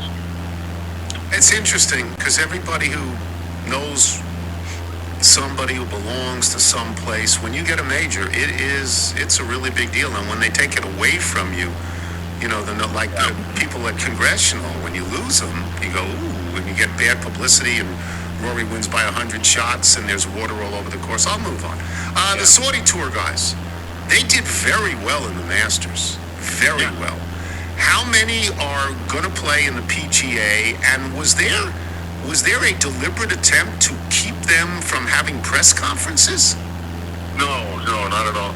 There was someone made a point of that, and like Mickelson was asked and declined. Oh. And so, now he's gonna. I mean, he said he's willing to talk when he's done with the practice round, whenever that is. Probably not today. But he just didn't want to come in and do a formal one, and they never heard back from Dustin and Brooks's people. Until they'd already posted the schedule. Brooks and Dustin are both coming in today. So that was a little bit overstated. It's actually, there's a normalization to it. It's kind of interesting. I think there was great curiosity, not so much by us and the public, but also some of the players. How's it going to work at the Masters? With these live guys commingling with the loyalists, if you want to call it that. And when we got to Augusta, it was fine. I mean, we forget these guys are golfers. They're not confrontational. They don't hit each other. They're all very distinguished, and everybody gets along just fine. So you come to the PGA, and if I were to be honest with you, Tony, it is really not much of a story. They're just guys who play golf, and they happen to play for a different tour, and whatever angst or curiosity is largely gone. That does interest me, and I understand that between the golfers. But I think if Dustin Johnson or Brooks Koepka or Cam Smith won a major, I think it would revive that story, and I think it would inflame that story. I take it you don't, Doug. Yeah, no. We haven't seen that part yet. We've only been to one major. That's right. To your point, they played really well, and actually I thought it was handled pretty well, because it was an easy target for Brooks to have the 54-hole lead at Augusta and not win, because it was a really easy setup to say, too bad you're not at LIV, you'd have won this thing, because you guys only play 54 holes. Right. This is what happens, and he played 72. Well, what happened is he was playing against John Rahm, who's really good, and Brooks held his own. Mickelson to me is kind of curious, because he hasn't impressed you as a player. He hasn't done anything on LIV. He finishes like 30th every week, and there's only 48 guys in the field. Augusta, it brings out the best in Phil, just like it does Fred Couples, just like it does Bernhard Langer, for crying out loud. He always seems at age 65 to make a cut and do whatever. Some guys just play well at Augusta because that's what makes the Masters special. What Phil does this week at Oak Hill is probably a better indication of what a 52-year-old who can't crack an egg on the Live Tour is going to do out here. Koepka, on the other hand, you would expect to do well. Dustin Johnson, the way he played last week, and apparently he lost like 20 pounds because he took the off season off and had love handles and everything else, was out of shape. Now he's back in form. This guy is still a great player. So when you get to the point where a Live guy wins, yeah, then we start looking at things a little bit differently. I agree with that. I agree with that. The most outspoken pro PGA Tour guy was Rory McIlroy. Rory is now speaking in one-word sentences. He seems angry, I would say justifiably. He went out there and he championed the tour, and they took $3 million away from him. And it seemed that after he did not make the cut at the Masters, that he was emotionally and maybe even psychologically, bereft. What is the deal with Rory? Yeah, I think there's a disconnect there. I agree with everything in terms of being the voice basically for the tour in this battle. But I think on Rory's end, he is so desperate to get that green jacket, to complete the Grand Slam. He was playing some of his best golf, and I think privately he thought this was the year he was going to win. And he rolls in and just throws up a stinker, which happens. Yeah, funny game. And I think he put so much into the Masters, and to get so little out of it, it was almost devastating. And he's got to reset basically for the rest of the year. You get one crack at the Masters, it's over. It's time to move on. But the more curious thing to me about Rory is that this guy is really good, as you know, a lot of talent, and he's gone almost 9 years without winning a major. Yeah. And that's a long time. And at some point, you have to ask yourself, what is going on? I mean, Tiger went 11 years, but Tiger also had 4 back surgeries and 2 knee surgeries and 110 cocktail waitresses. So we go on. He had a lot going on. And so it's understandable. I'm not saying it's excusable, but it's understandable. Yes. Why he was off the rails and why it was 11 years between majors. Rory, why hasn't he won? And I think part of him is starting to get into his head a little bit of, I've got to win another major. And he's putting a lot of pressure on himself. I will get you out of here on this, and you mentioned Tiger, and it gives me the opportunity to ask this. Are we ever going to actually see him play again? Yes. I have no idea, and I'm trying to give you a real, authoritative answer. Yeah. He's got to be done for the year. Yes, certainly. For sure. I mean, and somebody had once said too, when coming off the accident in L.A., you can put the bones back together and everything, but they always thought arthritis in these medical people, they always thought arthritis in the ankle was going to be one of the biggest issues going forward, and that may or may not be the case. Done for the year, but Tiger being Tiger, there's just no real quit in him when it comes to wanting to prove people wrong and to compete again. I would be surprised if we didn't see him in the Bahamas at the end of the year, and I think he'll tee it up next year. Do you have a winner? Do you have a PGA guy where you say, if I had to put $5 down, I'd put it on this guy? Say that one more time. I'm not sure what I mean, do you have somebody at the PGA right now that you're thinking to yourself, I better get ready for this on Sunday afternoon because I think this guy can win? You can't get away from Rahm, and you can't get away from Scheffler. People forget how good Scheffler is. The guy hasn't finished worse than 12th this year, and he's really good, even though he may not excite you the way Rahm does. Right. And the one I would kind of look at too is Dustin, because he's just playing really good right now, and he's a good player. And Jason Day, another guy. And this is the point, Tony. There's so many good players today, and you think, man, Rory is just the best I've seen, and Dustin's the best I've seen.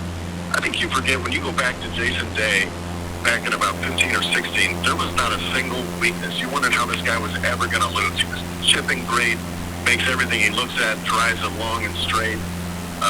And he just won, last week and coming in on great form.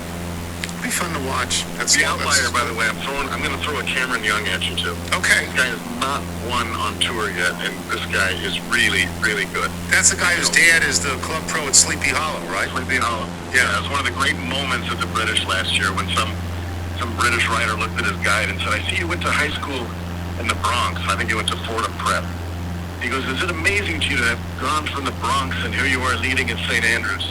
And Cameron looked at him and said, "My dad was the head pro at Sleepy Hollow. I didn't have it all that tough." That's why you love Cam Young right there. Very, very good player. And, the PGA is known for guys, breaking through when you least expect it. Yeah. Thank you, Doug. Thanks very much. Thanks, Tony. Doug Ferguson. Doug Peterson is the coach at Jacksonville. I always in my mind say Doug Peterson. Doug Ferguson from the Associated Press. We'll take a break. We'll have email and jingle when we return. I'm Tony Kornheiser. You're listening to the Tony Kornheiser Show. This is a Grammarly ad. Today we're working and communicating more quickly than ever, and sometimes we can feel stuck. Give yourself a helping hand with Grammarly Go, Grammarly's new communication assistant powered by generative AI, that's artificial intelligence. Grammarly Go understands your unique context, preferred voice, and goals to quickly generate high-quality writing. I do this all the time. I tell you this. I can write. And I surround myself with people who can write and they can speak. That's how podcasts get made. If you had people on podcasts who could not communicate well, nobody would listen. But if you have a problem with this, if you have a problem with writing, and that's the way you reach your network of people in whatever business you're in, you got to get something to help, or hand it over to somebody who can write and can express your thoughts in a particularly unique manner to you. The Grammarly Go thing sounds like a very good idea to me, right, Michael? Yeah, it sounds like it'll a good help lighten idea. your load so you can focus on other aspects of your work. Yeah, Grammarly Go helps you fine-tune your writing to reflect your personal style and be effective in any situation. Select the text that you want to rewrite and activate Grammarly Go. So I imagine you show this machine what you want to say, and they improve it for you. It's something that it seems to me would help people. It's not going to help me because I can do this.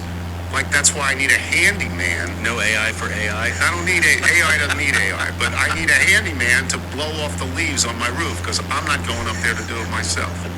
You'll be amazed at what you can do with Grammarly Go. Go to Grammarly.com/go to download and learn more about Grammarly Go. That's GRAMMARLY.com/go. You're listening to the Tony Kornheiser Show. The Tony Kornheiser Show.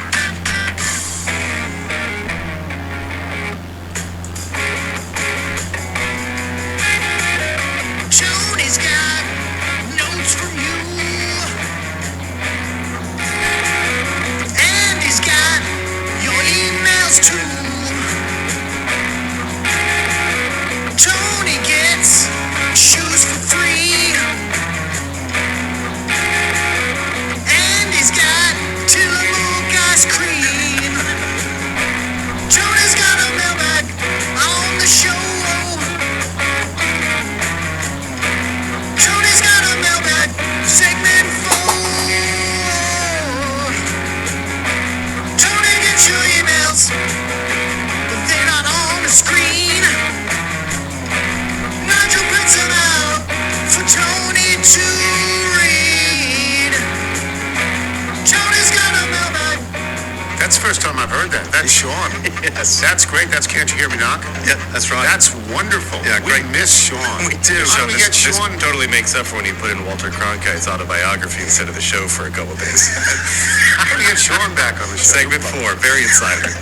Want to do the Bethesda Bagel ad? Bethesda bagels, we love them. We got That's the really fresh good. bagels today, the freshly baked sesame bagels. We love those, happy yes. about that. All you need to do is go to BethesdaBagels.com for the location in the DC area nearest you, then pop on in and you will be thrilled. Before we get to the mailbag, let me say, can't see nothing in front of me, can't see nothing coming up behind. Make my way through the darkness, can't feel nothing but this chain that binds me. Lost track of how far I've gone, how high I've climbed. On my back's a 60-pound stone, on my shoulder a half-mile line. That, of course, is The Rising. That is Bruce Springsteen, and it's a great piece of work. The Yes. entire album is Yeah, a great piece of haunting. work. It's a great piece of work. New Peloton series. Thanks to our guests today, Doug Ferguson, Liz Clark, Andy Byer. And Andy Byer, yes. You didn't even write down Andy Byer. Thanks as well to today's sponsors, Indochino, Grammarly, and ZipRecruiter. Remember, you can listen to us on Apple Podcasts, Spotify, Google Play, and Odyssey. Get the show through Apple Podcasts. Please leave us a review. I might have to change the code a little sooner than next month, but Yeah, because Tom TK5 still active, and I think it has motivated a certain first baseman. I just got a couple more. Alan Bubis writes a note. Maybe he's not the worst player in baseball. He's got a good batting average. He's terrible. He's terrible. It's a team And of they singles. didn't win, did they? They didn't win the game. No. A request from Steve the Sycophant. The Herndon Regional Wind Ensemble will perform a free concert this Sunday, May 21st at 2:30 p.m. at South Lakes High School in Reston, Virginia. Directed by Dr. Lawrence Walker, we will be playing a variety of toe tappers to brighten your day. Our musicians range in age from a couple of octogenarians, me included, to recent high school graduates. Come one, come all. Autographs will be available after the performance. Once again, that's this Sunday, 2:30 p.m., South Lakes High School in Reston, Virginia. Isn't that where Grant Hill went? Didn't he go to South Lake? Yes, I believe he did. I'll check that. From Ramsey in San Diego, formerly in Arlington, I'm catching up on your episodes. I'm listening to the May 4th podcast, and to my delight, I heard you read an email from Joe Schultz of the Pacers Running Store. He and his wife, through the store, have been organizing weekly community runs all through the Arlington and D.C. area for years. My wife and I used to join them every Saturday morning till we moved to San Diego. Please tell him I say hello. Through the years of running with him, his wife, and the rest of the group, we developed a great group of close friends to the point where we had an entire table of runner friends at our wedding, Joe included. We found a running store and group out here in San Diego, but the sense of community and bonding that we felt with the Pacers group is unmatched. I fly back to D.C. for work every 4 months or so, but I haven't yet been able to see them or join them on one of their runs. If you could let them know, we also have a son now, a 5-month-old named Michael. He's not named after your Michael. He's not really named after any Michael. We just like the name. You know. Middle name? We don't know what the middle name is. Joe really knows his stuff. And if you haven't already taken him up on his offer for a shoe fitting, I would recommend that you do so. That's nice. From Joe Farrand in Orlando, Florida. I've been a millennial little since 2015, listened faithfully to each episode. I've even had 2 jingles played on the podcast. The talk of connective tissue of the show has kept me vigilant during each mailbag section, hoping that I too would hear a name I'd recognize. Each email from someone in Missouri, my native home, or Florida, where I now reside, catch my ear, but alas, no name has been familiar. All this changed last week, however, as I was listening to the episode from Steve Spurrier Day, 5/11, not too good. I heard the name Ethan Newman, New York, by way of Lockridge, Iowa, and my heart stopped. Could this be my Ethan Newman, the handsome 6'5", lean, acting and lighting machine that was my roommate during our tenure at Simpson College in Iowa, the Juilliard of the Midwest? I replayed the email several times before texting my old buddy to find out it was him. In the decades since our graduation, we've taken different roads. I got married, became a teacher, started a family, in Orlando, where Ethan moved to New York, where he was a modern-day Casanova and rising star in the theater world for his beautiful lighting designs. We jumped into the whirlpool of life with vigor, but our friendship withered. Besides our yearly virtual reunion for our fantasy football draft, I've lost contact with a hilarious, warm, and special friend. Because of your show, I now have a constant point of contact with him. Thank you for the 2 hours of laughter and companionship, and for reuniting 2 friends who lost their connection in the rush that is our world. Very nice. That's lovely. From Chris, this is going to be hard to pronounce. Let me see if there's a key. He just calls himself Chris the Therapist in Salem, Mass. But it looks like Coca-Cola. Not sure if this is 1 in a million, but this one was too strange not to share. Every Wednesday I listen to 2 podcasts as I go about my day, usually while driving to work or writing therapy notes after seeing clients. One is the Judge John Hodgman Show, in which the writer and humorist, whom you might recall from The Daily Show, if you ever had insomnia in the early 2010s, I never watched The Daily Show, not 1 minute. I just didn't. I missed it. Tries to settle the petty disputes of his listeners. The other, of course, Tony Kornheiser Show, in which the writer and television personality tries to settle his own petty disputes with the aid of his listeners. Last Wednesday, I listened to your show and John's back-to-back as I drove up to Maine for a long weekend to contemplate the nature existence as one does when visiting Maine.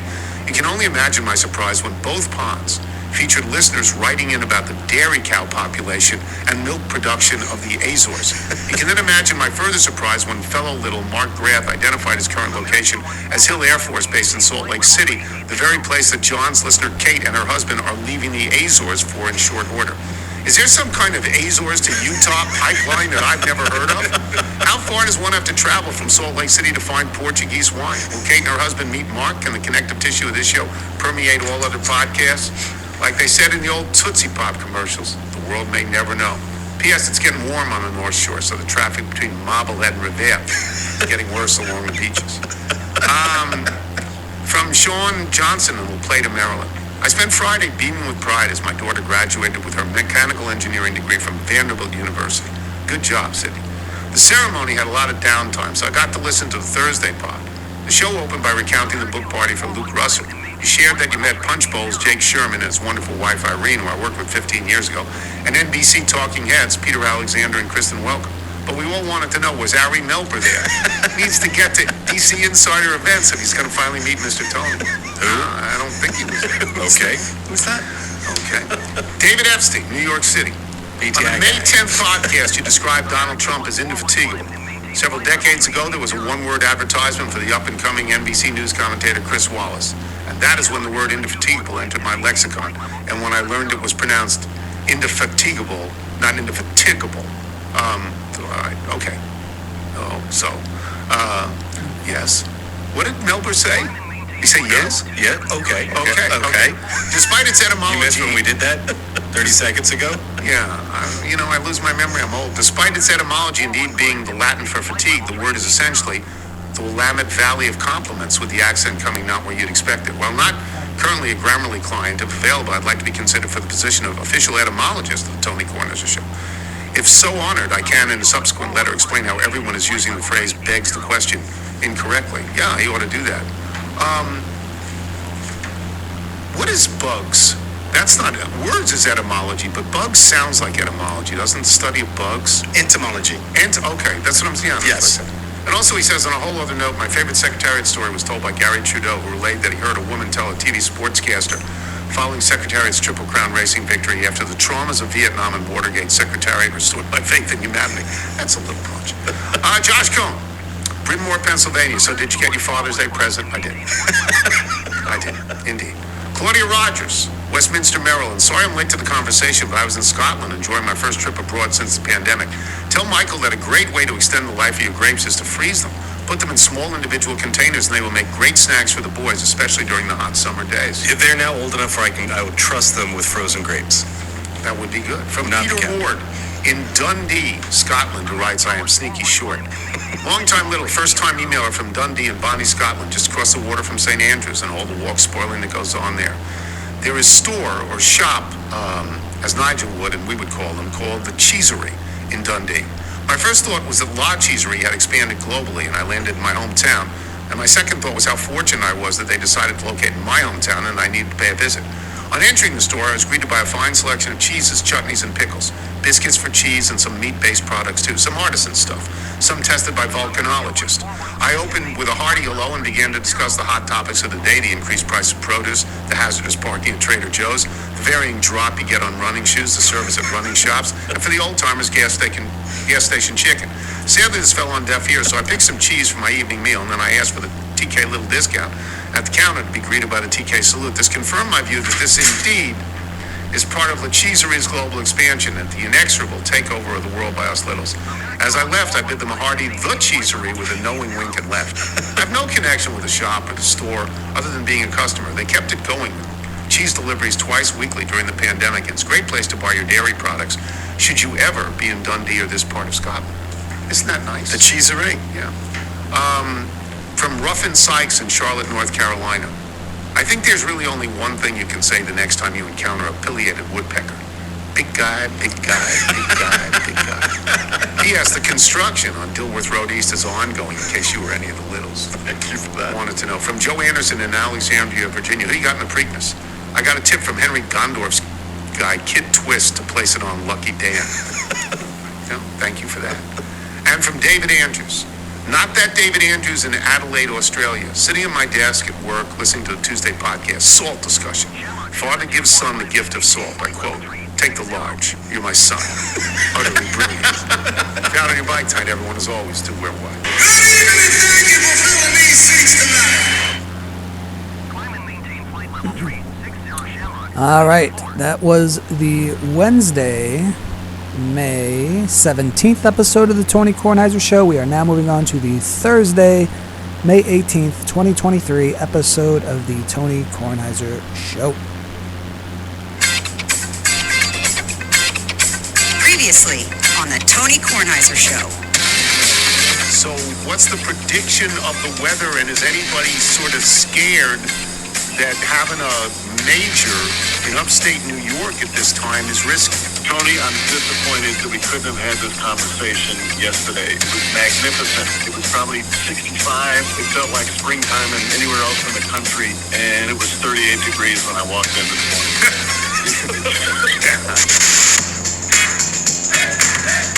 The Tony Kornheiser Show is on Now, We're going to have two guests from the PGA today, Chuck Culpepper and Steve Sands, and they're going to have time, right, Michael? Because there's a frost delay. Yeah, I hope they're bundled up. Yeah, it's cold. I got a note from DG at 6:30 in the morning. It's 33 degrees wind chill at Rochester today. Okay. We'll get to that later. So I have a bunch of small little things to say. The Nats lose last night. Mackenzie Gore was okay.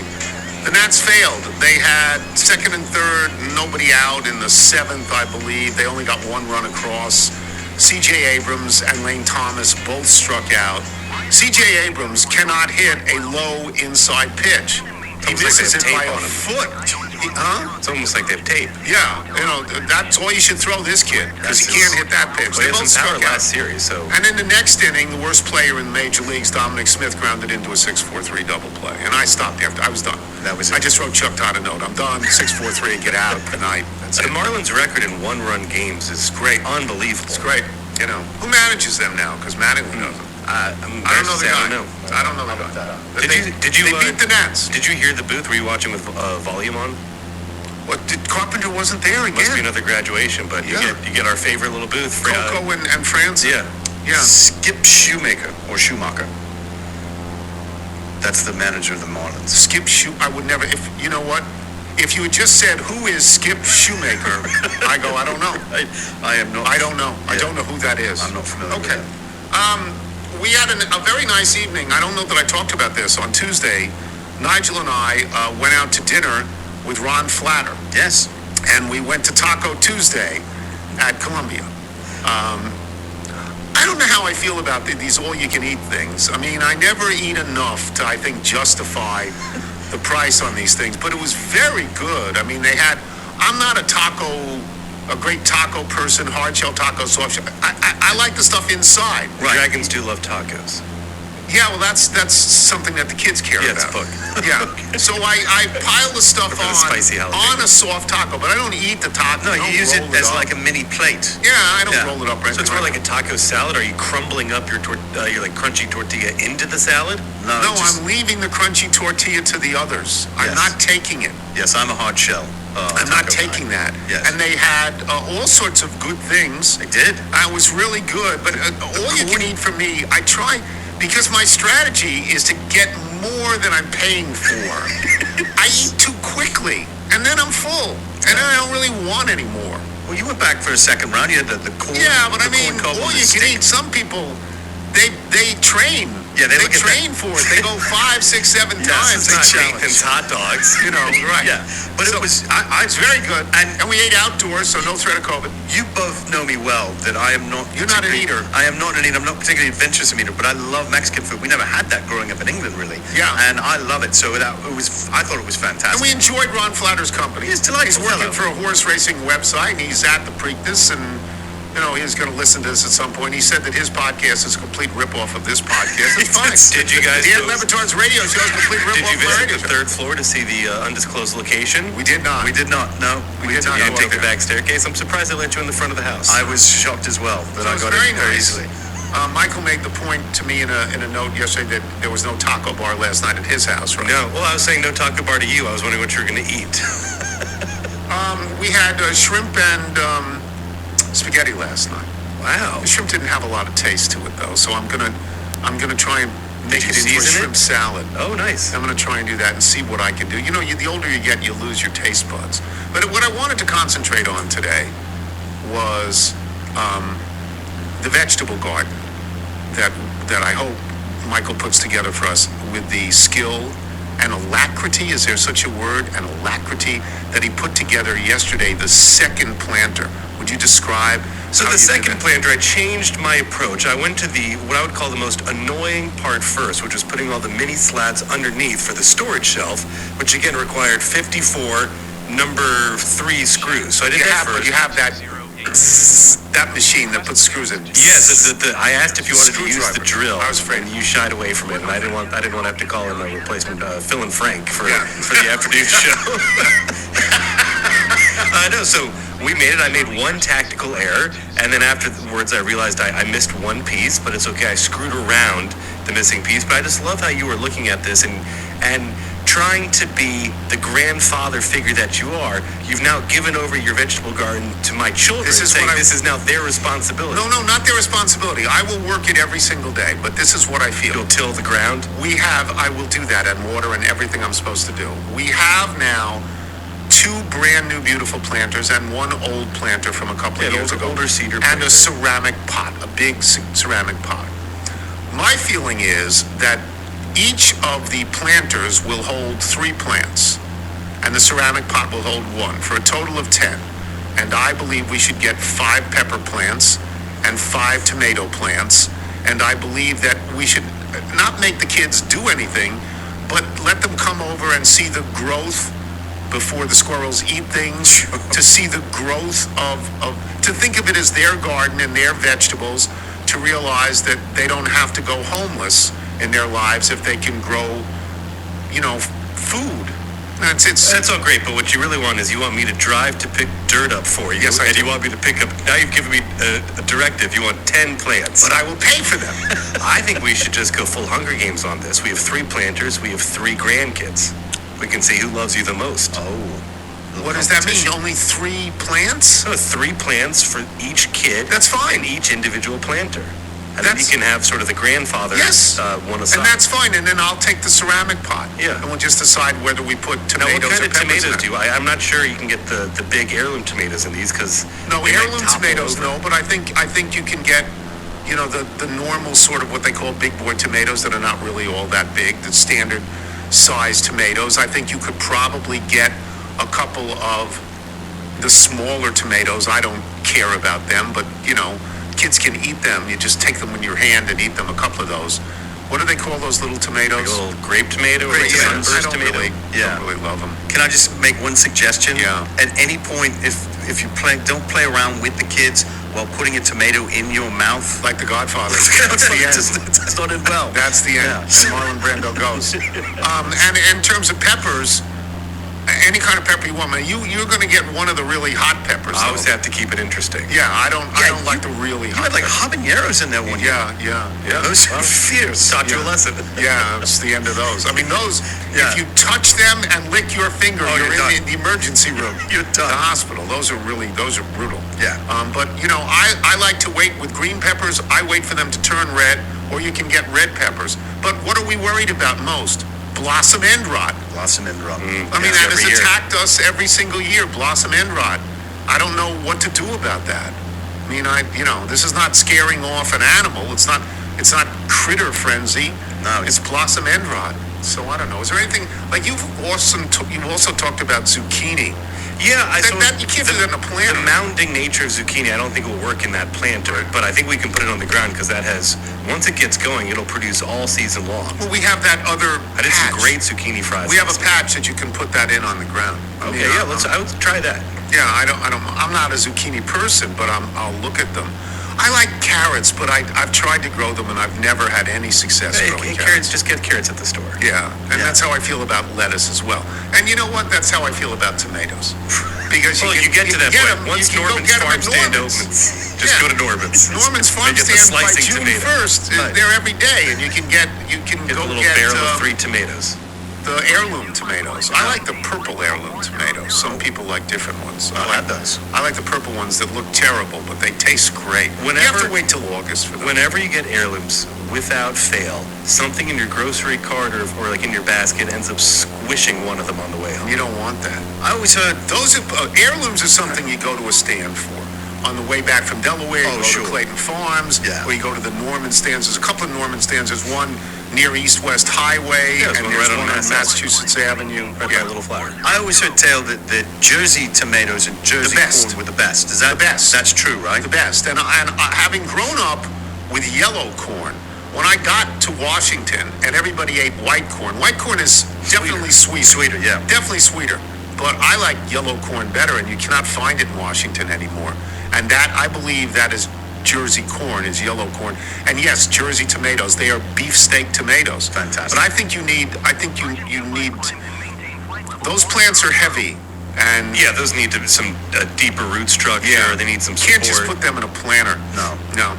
Maybe pumpkins. I don't grow pumpkins. I don't like pumpkins. I hate pumpkins. Now we'll take a break. We'll come back with Chuck Culpepper. I'm Tony Kornheiser. You're listening to the Tony Kornheiser Show. This is the Sunday ad. Michael has this. Now that spring is finally here, the days are longer, considerably longer. It's light at 5:30 in the morning, which is lovely. Nice. The flowers are blooming, and you can spend time outside in your yard. What makes the season even better is Sunday Lawn Care. Sunday's everything you need to get the lawn you've dreamed of. This spring, go to getsunday.com/Tony. Enter your address to get a customized plan created just for your lawn. There's no trips to the store. You're not hauling heavy bags. They ship straight to your house. You just need a hose to apply Sunday. You can fertilize your whole lawn in less time than it takes to watch an episode of your favorite TV show. Unless your TV show is a 3-minute TV show. And they only use ingredients you can feel good about. No harsh chemicals, no long waiting periods, or trying to keep your kids and pets off the lawn. You simply apply, let it dry. You're back to enjoying your yard. Sunday's easy and affordable. Some lawn care services cost more than $1,500 a year. Are you kidding me? $1,500 a month for a lot of them.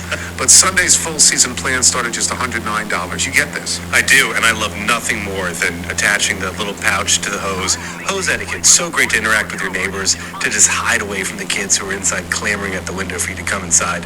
Does hose etiquette include you shooting the neighbor with the hose and the molasses? Oh no, so you make eye contact, and then you turn the hose down, and you spray away, and then once they're past the house, you are allowed to return to that original area. Hose etiquette. Go from the full spray down. Mist. For a limited time, Sunday is the offering... ankle down mist. For a limited time, Sunday's offering listeners to this high-quality podcast 50% off your first box. 50%. So you can get started today for as little as $55 when you go to getsunday.com/Tony at checkout. It's 50% off your first box at getsunday.com/Tony. Why wouldn't you try that? I mean, honestly.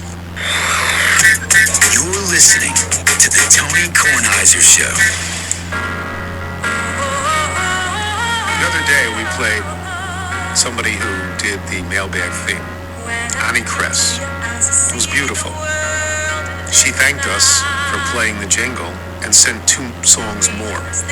This is called You Deserve Love. It's a song she wrote a few years ago specifically for Claudius West, who had a difficult upbringing in foster care due to his mother's mental illness. And this was for him. She's major talent. Yeah, Annie Kress, major talent. She plays in Chuck Culpepper. Chuck's at the PGA in Rochester, New York. Full disclosure, it is 8:14 in the morning. Do you have any sense of the temperature and the wind chill right now in Rochester? I checked it a few minutes back, and I think we're around 34, 35. Beautiful. Frost. Yeah. It's a frost delay. Yeah, which happens. Frost delay. I prefer that, PGA used to be in August, so I prefer frost delays to tornado watches overall. So yeah, I totally agree with you. This is my complete wheelhouse. I did this with Doug Ferguson yesterday. I did this with Scott Van Pelt yesterday. In Binghamton, New York, one year on May 17th, we had 3 to 5 inches of snow. Binghamton's 100 miles southeast of Rochester. Rochester, in May, it can snow. I mean, this is just meteorological fact. It doesn't mean it will. It doesn't mean it won't be 75 degrees at some point, but it can snow there.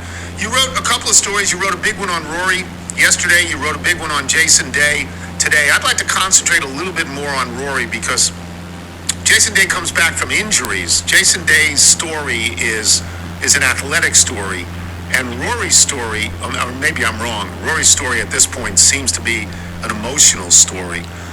I'm not sure. I loved Rory McIlroy a lot until last year, where I actually thought he was helping to create a tour that was pushing out a lot of golfers. You know what I mean? Because there were these invite events and smaller field events and big money events, and they didn't seem to be accessible to guys ranked, say, 85 to 140. And I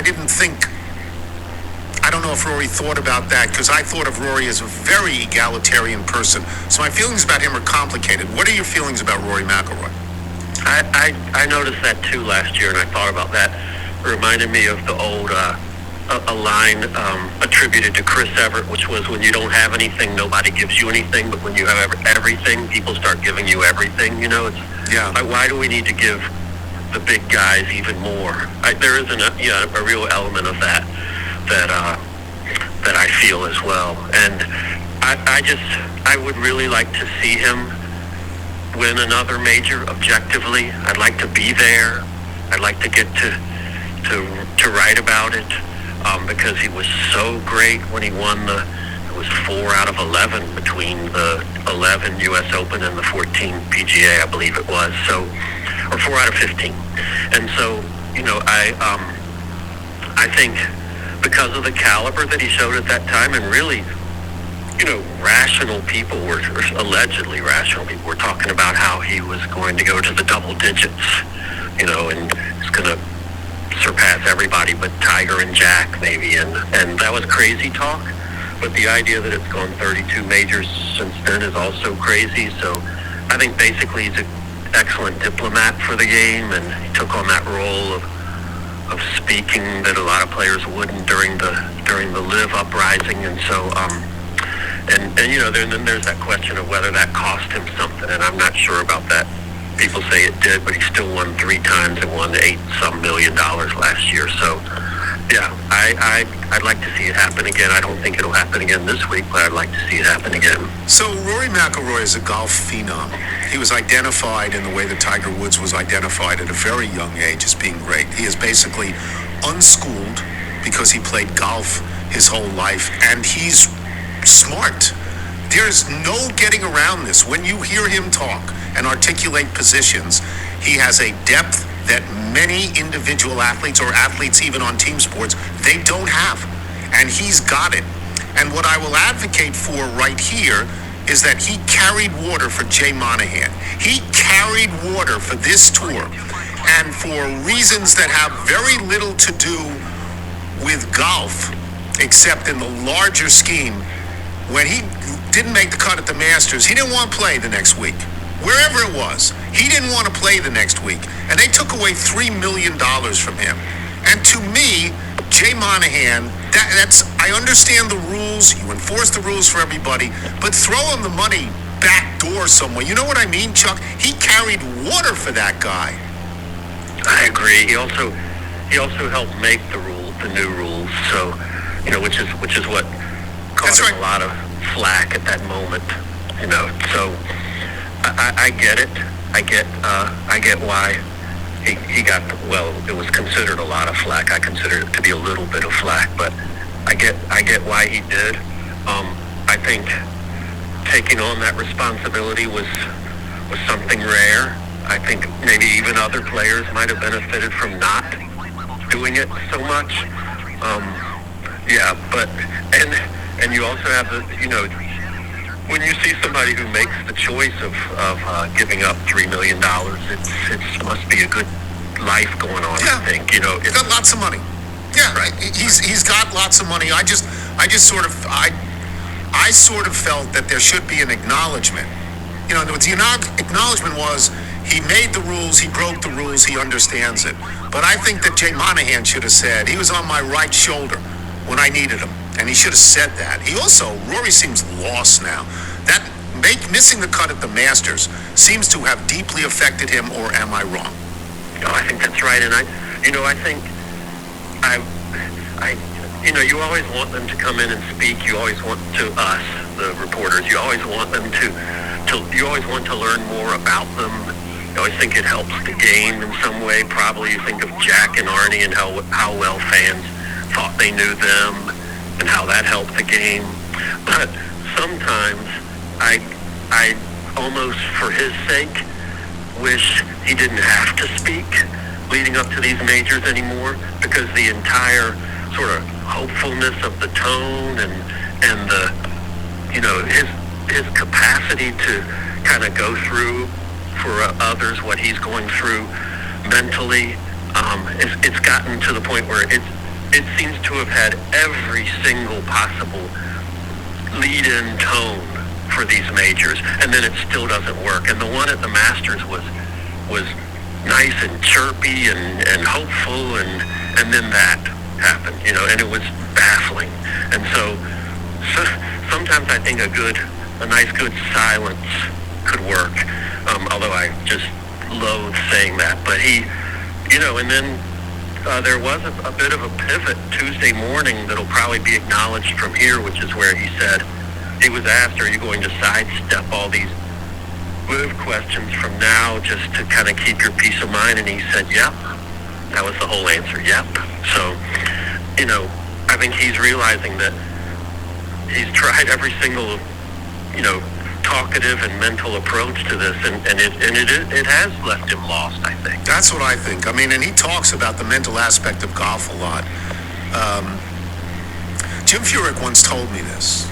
I met Jim Furyk and we were chatting. And he said, it sort of helps in golf not to be too smart. And I've always remembered that. And not to say that there aren't really smart golfers out there. But if you can plow straight ahead, that sort of helps you. And Rory's always talking about the mental aspect of stuff. And Rory gets hit in a different way than Spieth or Jason Day or Justin Thomas or Brooks Koepka gets hit. More is expected of Rory, don't you think? Isn't that the burden of expectations? I do think so, and I think part of that is the way he's carried himself so well, and part of that is the way he started off. And, it was 4 majors by age, was it 25 and 3 months?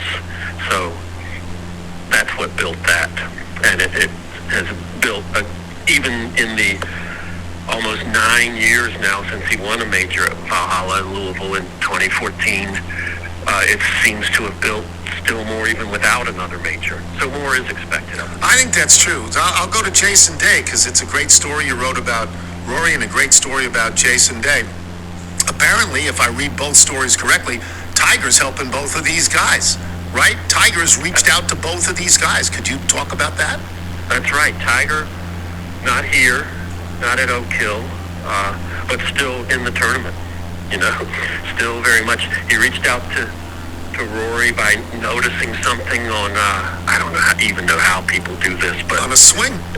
Yes, Tiger, brightest observer of the swing, saw something through a screen of Rory and offered help with that. And then Tiger and Day, Jason Day, Tiger Woods and Jason Day have had this kind of ongoing, texting and talking that Day talked about yesterday, Wednesday, which has been to encourage each other while their skeletal, systems and musculoskeletal systems were, so much in question and groaning and hindering their progress at points, making them stop. So I think it makes a lot of sense the two of them have had that communication through the years, Woods and Day, and I think it sort of suggests to me, and Woods' supposed absolute glee over Day winning the Byron Nelson on Sunday, says to me that Woods, I think, probably recognizes how truly great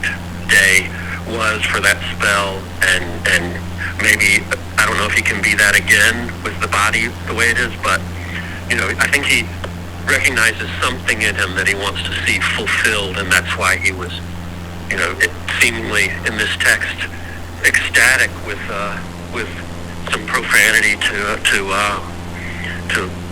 help explain that ecstasy that Day had won on Sunday. Day is very popular. I don't know if he's very popular with other golfers, but he in his way, and they almost look alike, is as popular as Ricky Fowler has been. Fans really like Ricky Fowler, and fans really like Jason Day, right? Am I correct on that? Day is he's a delight. I've never heard anybody refer to him as anything other than a delight to listen to, a delight to be around.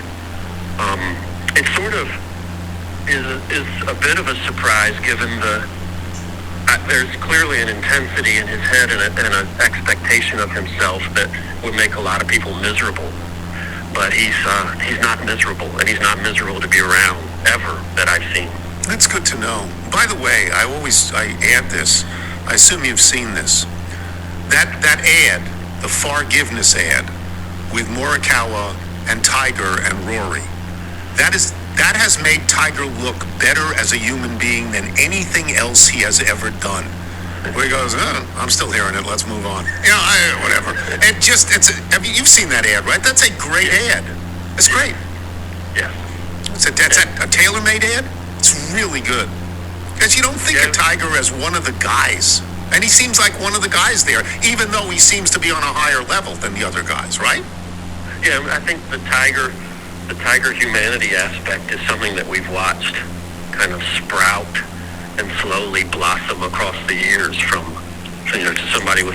I remember being in Atlanta at the Tour Championship, and I think it's 2018 when he won again after a long time. And the love in the audience was just... It's the foremost thing I remember from that event. And so I think that was maybe a response to that too, and I think he actually in his way felt grateful for it and has kind of increased that feeling as the years have gone by. Well, buy yourself a wool hat and some gloves and have a good time, and we'll talk to you when you get back. Thanks, Chuck. Thank you from Lake Ontario. Chuck Culpepper, boys and girls. We have not given you enough of the PGA. We're going to come back with Steve Sands. I'm Tony Kornheiser. This is the Tony Kornheiser Show. Tony Kornheiser Show. This is a trade coffee ad. I like this. I've said this a number of times that I like this. If you've been getting your coffee from the grocery store and drinking the same coffee every day, you need to try something even better. Trade Coffee. It's a coffee subscription service that partners with 55 plus of the nation's top-rated independent roasters, offering more than 450 unique roasts delivered fresh to your doorstep and on your own schedule. Trade Coffee makes it simple to discover new coffees and make your best cup of coffee at home every day. Trade partners with the nation's top independent roasters to send you the best quality coffee you can get, handpicked by their coffee experts. Michael has gotten me from Oran's. Yes, in New York City. And it's great because you have basically a blueprint towards coffee around the country that you can sort of look up and check out new You should ones. try it out. You're a course ground kind of guy. I am, because of the French press. Whether you already know what you like or you're new to specialty coffee and need some help, Trade makes it easy and convenient to discover new coffees, and they'll send it fresh to your home, again, on your schedule. I drink decaffeinated coffee, and I've had 3 or 4 different ones, mostly from Oran's, which I've liked a lot. They're just, look. But we got you into a flavor profile that I never would have expected. Yeah, well, I don't know what that means. Well, we just had you try some coffees, and I never would have guessed dark roast for you. Yeah, I like it. I mean, I don't make it every day. When I make it, I really like it. Upgrade your morning routine with better coffee. Right now, Trade is offering listeners to this high-quality podcast a free bag of coffee with any subscription at drinktrade.com/Tony. That's drinktrade.com/Tony for a free bag of coffee. Again, free bag of coffee with any subscription purchase. Once again, that's drinktrade.com/Tony. And I recommend this. This is the Tony Kornheiser Show.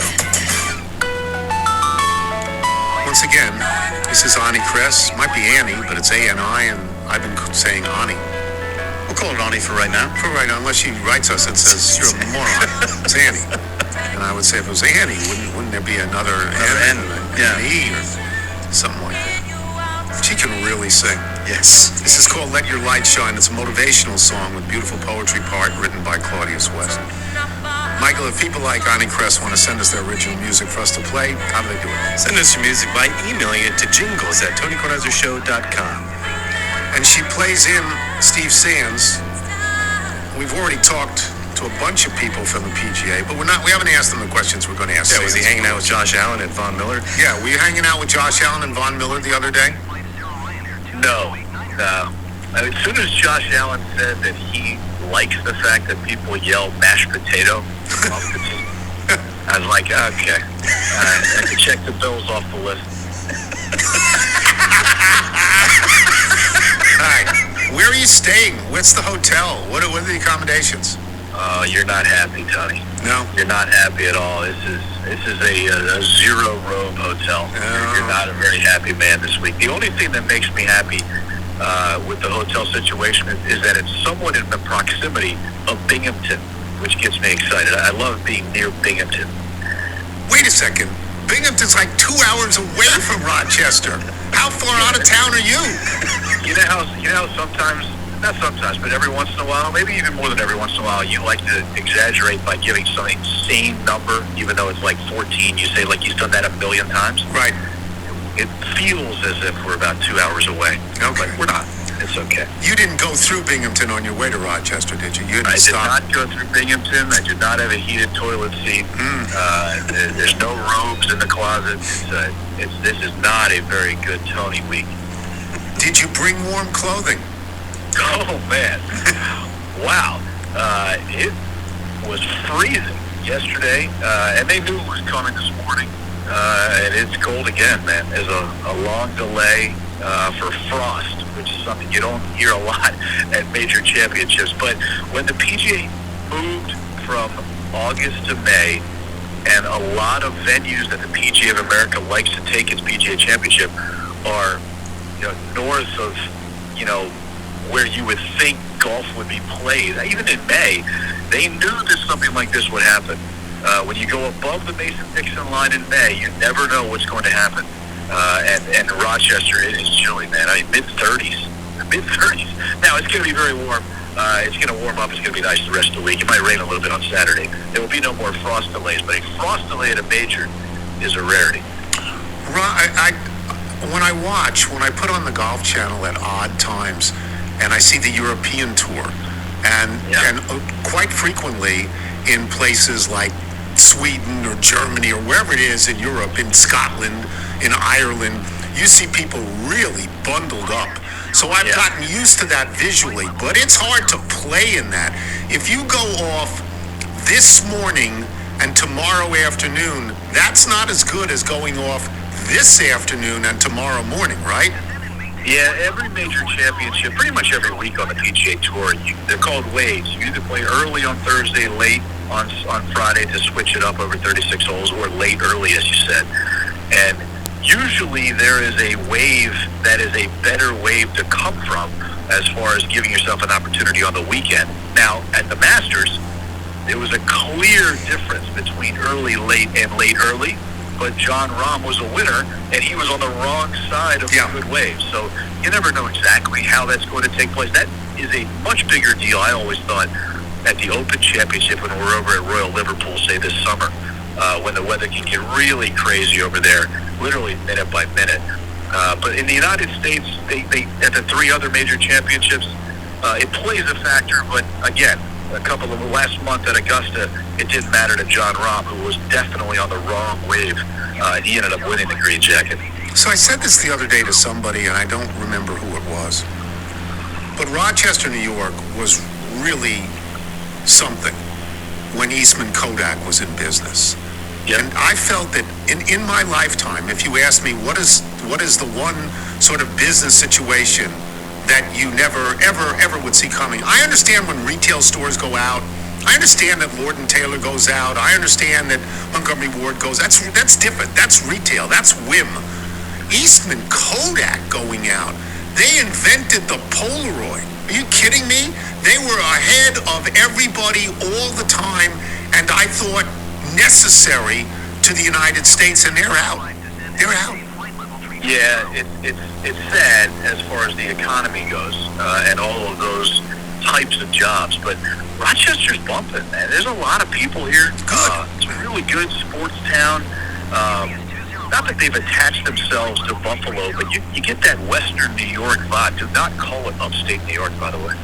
Call it Western New York in Rochester and also in Buffalo. And, look, businesses get run over all the time with technology. I mean, I don't remember the last time I went to purposely go into a taxi as opposed to an Uber. Uber just kind of ran over the taxi industry, which makes all of us of a certain age very sad. The same thing with Kodak. I mean, IBM has a huge presence. Kodak, there's some other companies in Rochester that have a huge presence, but Kodak was monstrous, man. I mean, remember how you shook the paper thing to try to get the picture to come from dark to color and all those kinds of things? They were way ahead. They sent people to the moon. Yeah. That's how far ahead they were. If you said that to our kids, if you said that, the shaking of the picture, Shake It Like a Polaroid Picture. They think of it as a song. They don't think of it as actually lyrics in a song as opposed to actually really happening in our lives. Do you know, are you familiar with the supermarket Wegmans? Do you know what that is? Man, Wegmans. Well, man, my sister lives in Marlton, New Jersey. Okay. She calls me every Sunday morning, Tony, because she's going to Wegmans. She is so fired up to go to Wegmans. Michelle Kiwi loves Wegmans more than any other store I could possibly fathom. Okay, and that is a deserved love. Wegman started in Rochester. Mark Tui's childhood friend, Danny Wegman, he started it.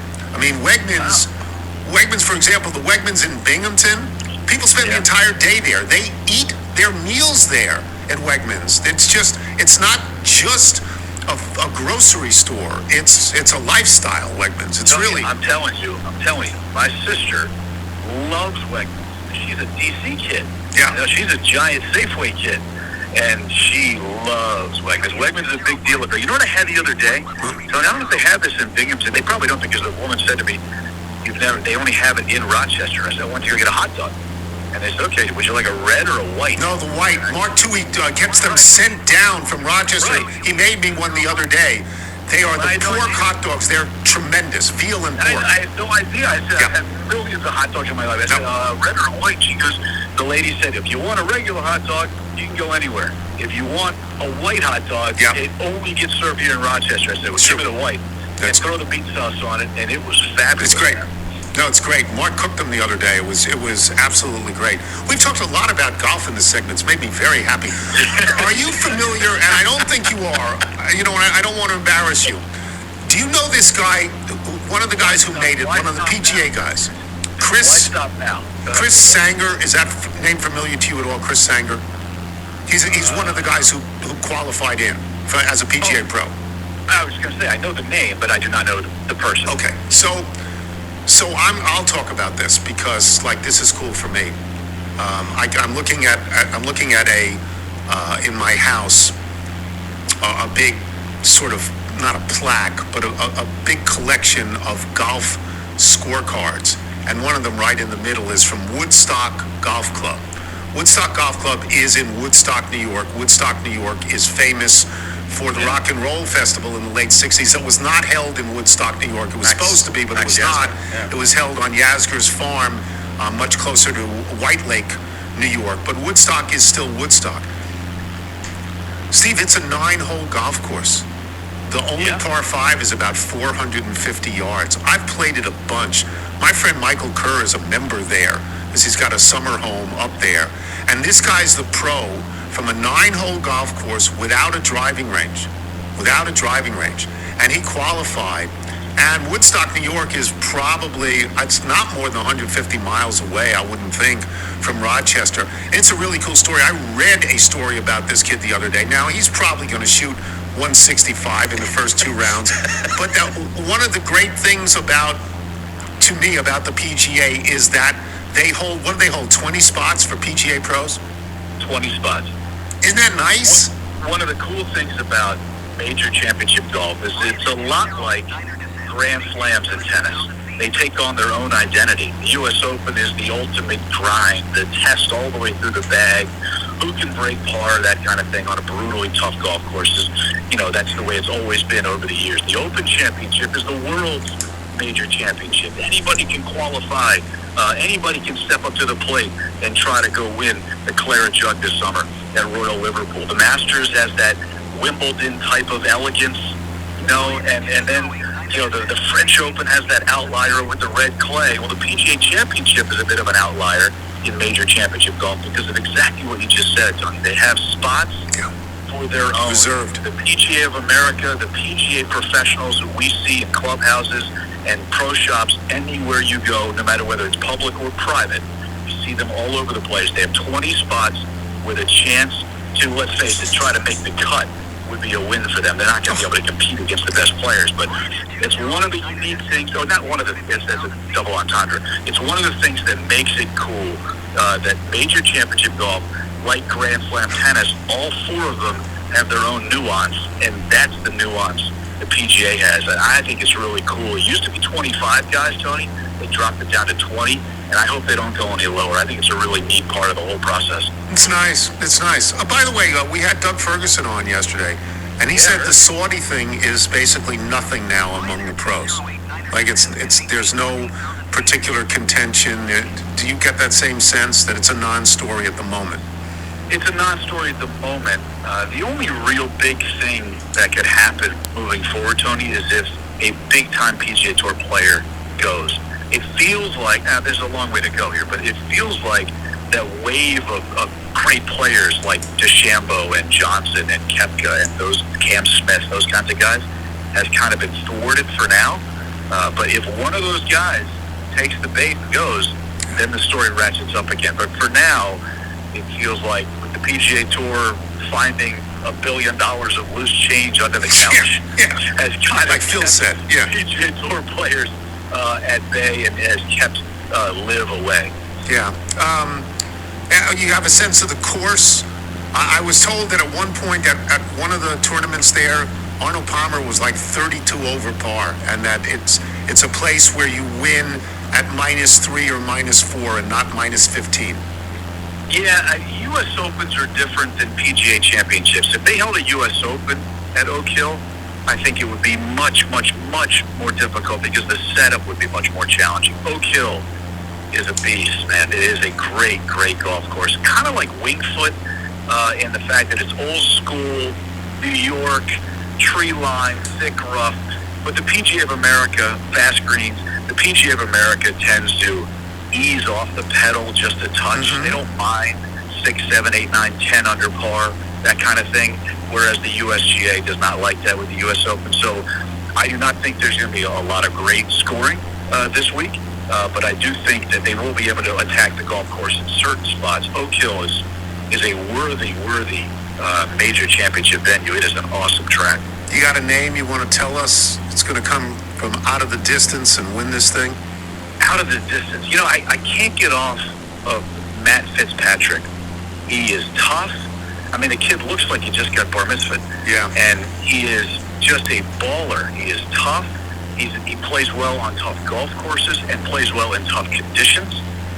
And I think that Matt Fitzpatrick, kind of a Tyrrell Hatton, and if you don't put John Rahm in your trifecta this week, I think you're out of your mind. So I'll go with Rahm, Hatton, and Matt Fitzpatrick. And a real outlier, like a 90-1 shot, take a look at Harris English. Harris English might perform well this week. Okay, we'll keep those names in mind. Enjoy yourself to the degree you can with a hotel that is obviously a subpar. Thanks, Steve. Luckily, we don't spend a lot of time at the hotel during major championships. Thank you. All right, guys, take care. Steve Sands, boys and girls. We will have email and jingle when we return. I'm Tony Kornheiser. This is the Tony Kornheiser Show.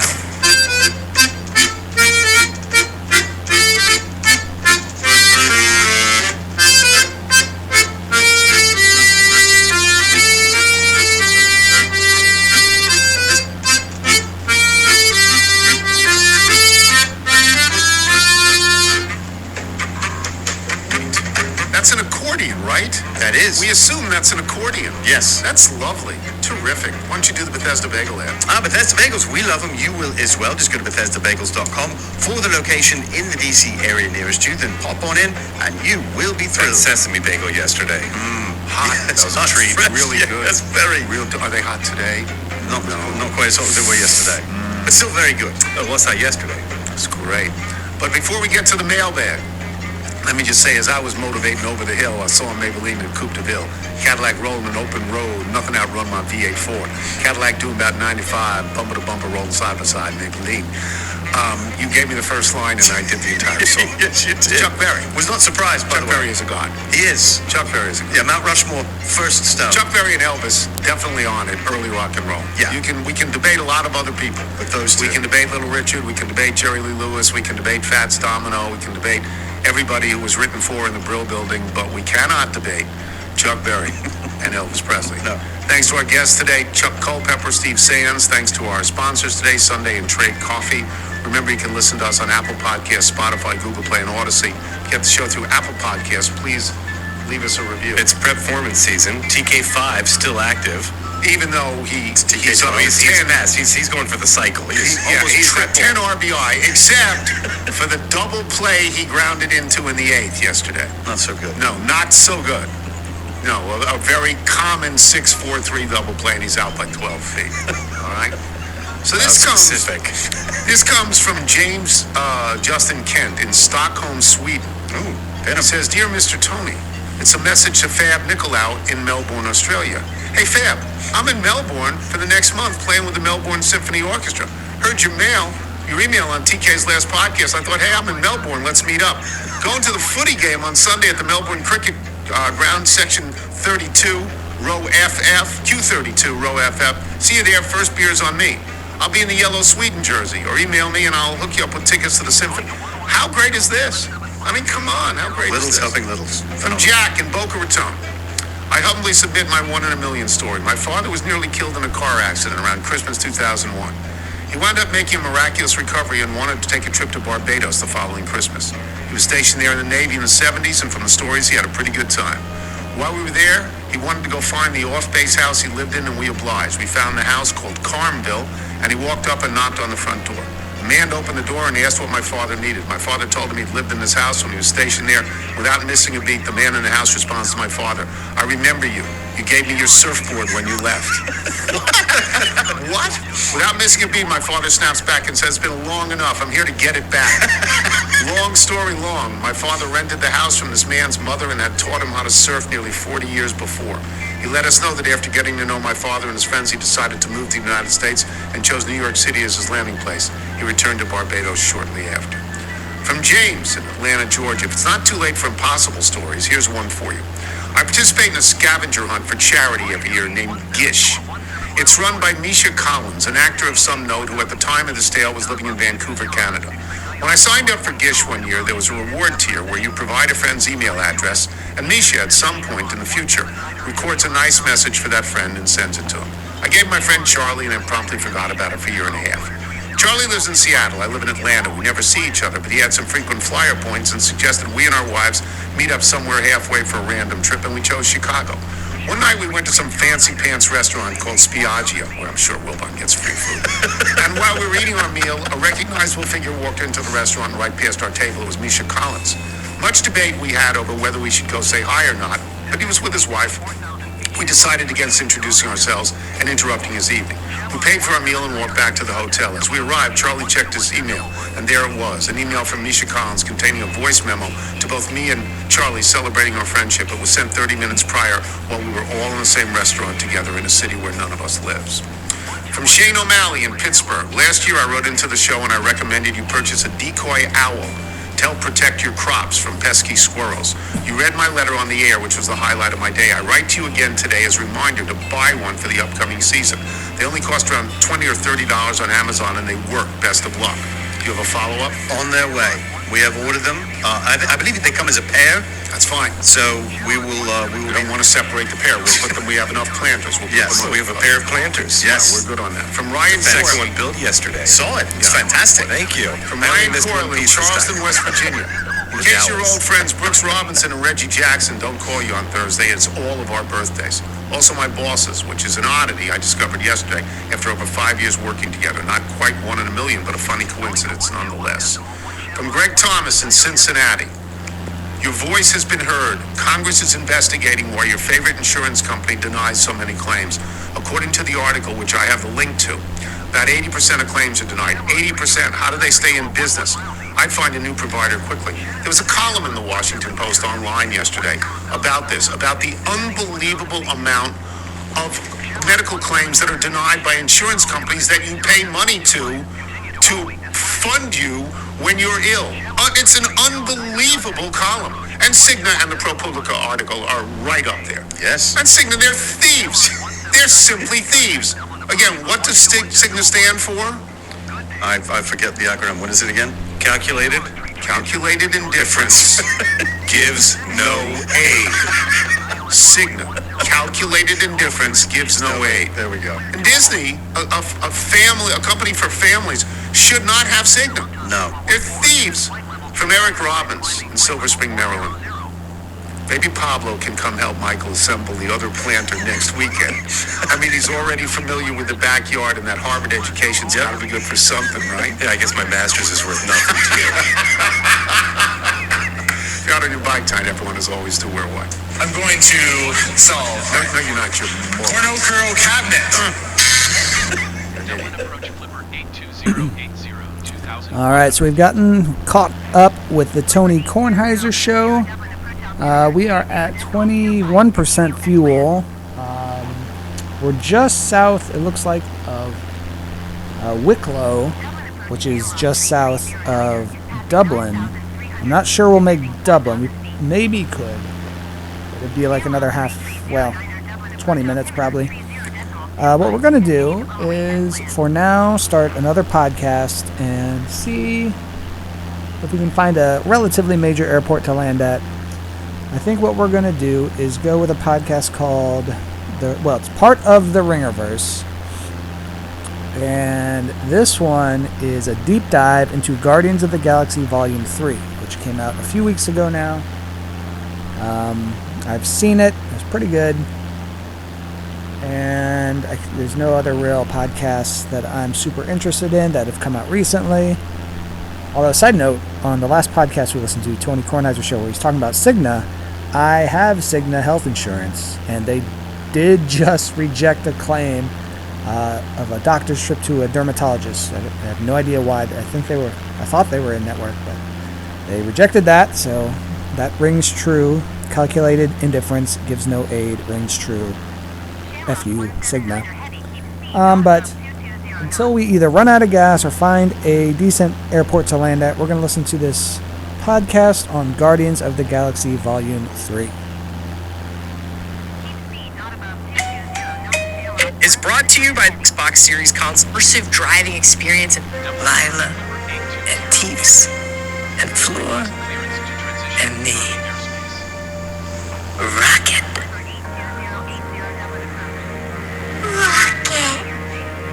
It really is good to have friends. Yeah. Things fandom. Joining me today. Now that she's finished telling me to open the fucking pod. It's my House of R. Title. Co-host Joanna Robinson. Hey Mel, are we just a bunch of assholes standing in a circle podcasting together? A callback. I love a callback. OG. Oh boy, Joe, we are here today to dive deep into the newest Marvel movie, Guardians of the Galaxy Volume 3. Have you heard of it, lad? But before we explain the extremely... What do you think people who did not listen to the Rings of Power podcast thinks that line is about? Listen, great news, folks. We've got hours of pods waiting for you so that you can discover what that means. All right, listen to the Rings of Power podcast. Across the House of Our fandom is how often I now see in Mallory's voice. Have you heard of him, lad? It's just like Waldrick's legacy is completely erased. All right, sorry. Go ahead. You were saying. It's a tough one for Waldrick, but it always is. It always is. It's true. Before we explain, Joe, everything that happened in this movie, how we felt about it, the extremely intuitive, color-coded communication system for our House of our spacesuits that Steve set up for us before this mission, some programming reminders. The Midnight Boys. Pew-pew! We'll be back on Wednesday with a doozy. It is time for the Midnight Meter 12 induction ceremony. This is sure to be an instant classic, a can't-miss episode. And if you're wondering, what are the Midnight Boys? Think of Guardians Volume 3. Great news. Their instant reaction pod went up on Friday. It's there for you in the feed right now. And it was a loaded week on the Ringerverse in general last week. Lots of great stuff to catch up on. There is a Star Wars Jedi Survivor video game pod from Limburg and Charles. The Mint Boys, Steve and Jomi, broke down Vision Season 2. And then on House of R, we had the time of our lives. Really? The time of our Genuinely. lives. Thrill of my lifetime. Such a joy. The second House of R Tropes course on magical blades and magical weapons. If you have a few hours to spare, at any point. You get to spend them with us for that. What a journey it was. We loved it. Lucky you. We will not have a house of art this Friday because we are here with you today on a Monday, but we will have another pod together on Friday. We'll be over on the Prestige TV pod with our Yellow Jackets breakdowns, and then we'll be back on the Ringerverse next week for a House of Art seasonal tradition. It's hype meter time. Get ready. Joe, that was a lot. Yes. How do people follow it? So much. Well, I'm pleased beyond belief that you asked me this question because I have an answer for you. First of all, why not just follow the pod, this pod and Prestige TV, so you can just catch us coming and going. Why not? Secondly, why not follow us on social at Ringerverse, wherever you get your social interactions online. Jomi is just keeping it alive, awake, and enthusiastic on the social feeds, so I recommend you follow us in all places. By the way, I guess this podcast is now called House of R. I'm not sure it was before, but that's its title now to give proper credit if you want to subscribe. If you couldn't figure that out from them saying it just now. And then, if you're so inclined, you could email us at hobbitsanddragons@gmail.com. Apple Thoughts, as always.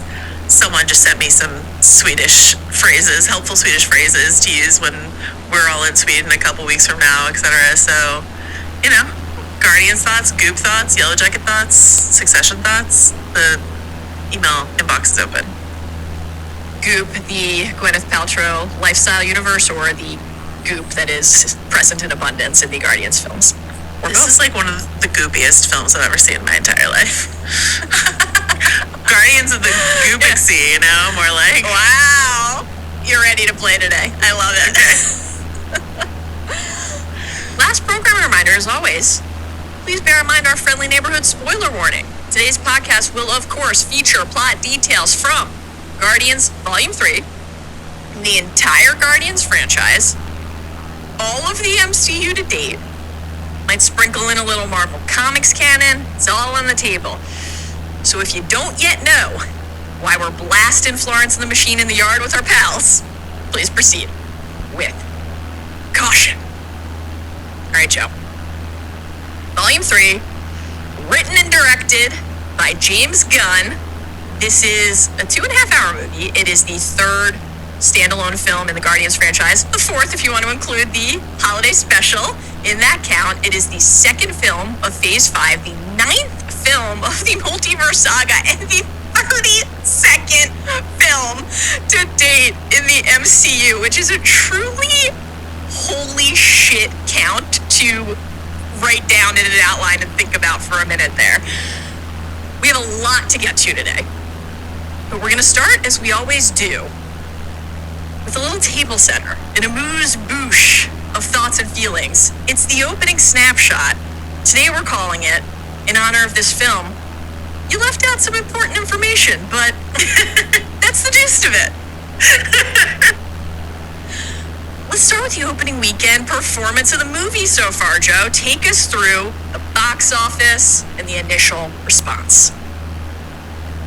So, 114 million domestically. Not. By the way, we are going to make it to Dublin. We're going to land in Dublin, and that's where we'll end the video just in a little bit here. Too shabby, right? That's less than Guardians 2, but more than Guardians 1. Less than Doctor Strange on the same weekend last year, 187 million. 168 million internationally, so 282 million globally. That's a lot of numbers I just threw at you, but here's the gist, right? First of all, box office post-pandemic, dicey as hell in general. Though, of course, Doctor Strange came out post-mid, whatever you want to call it, pandemic.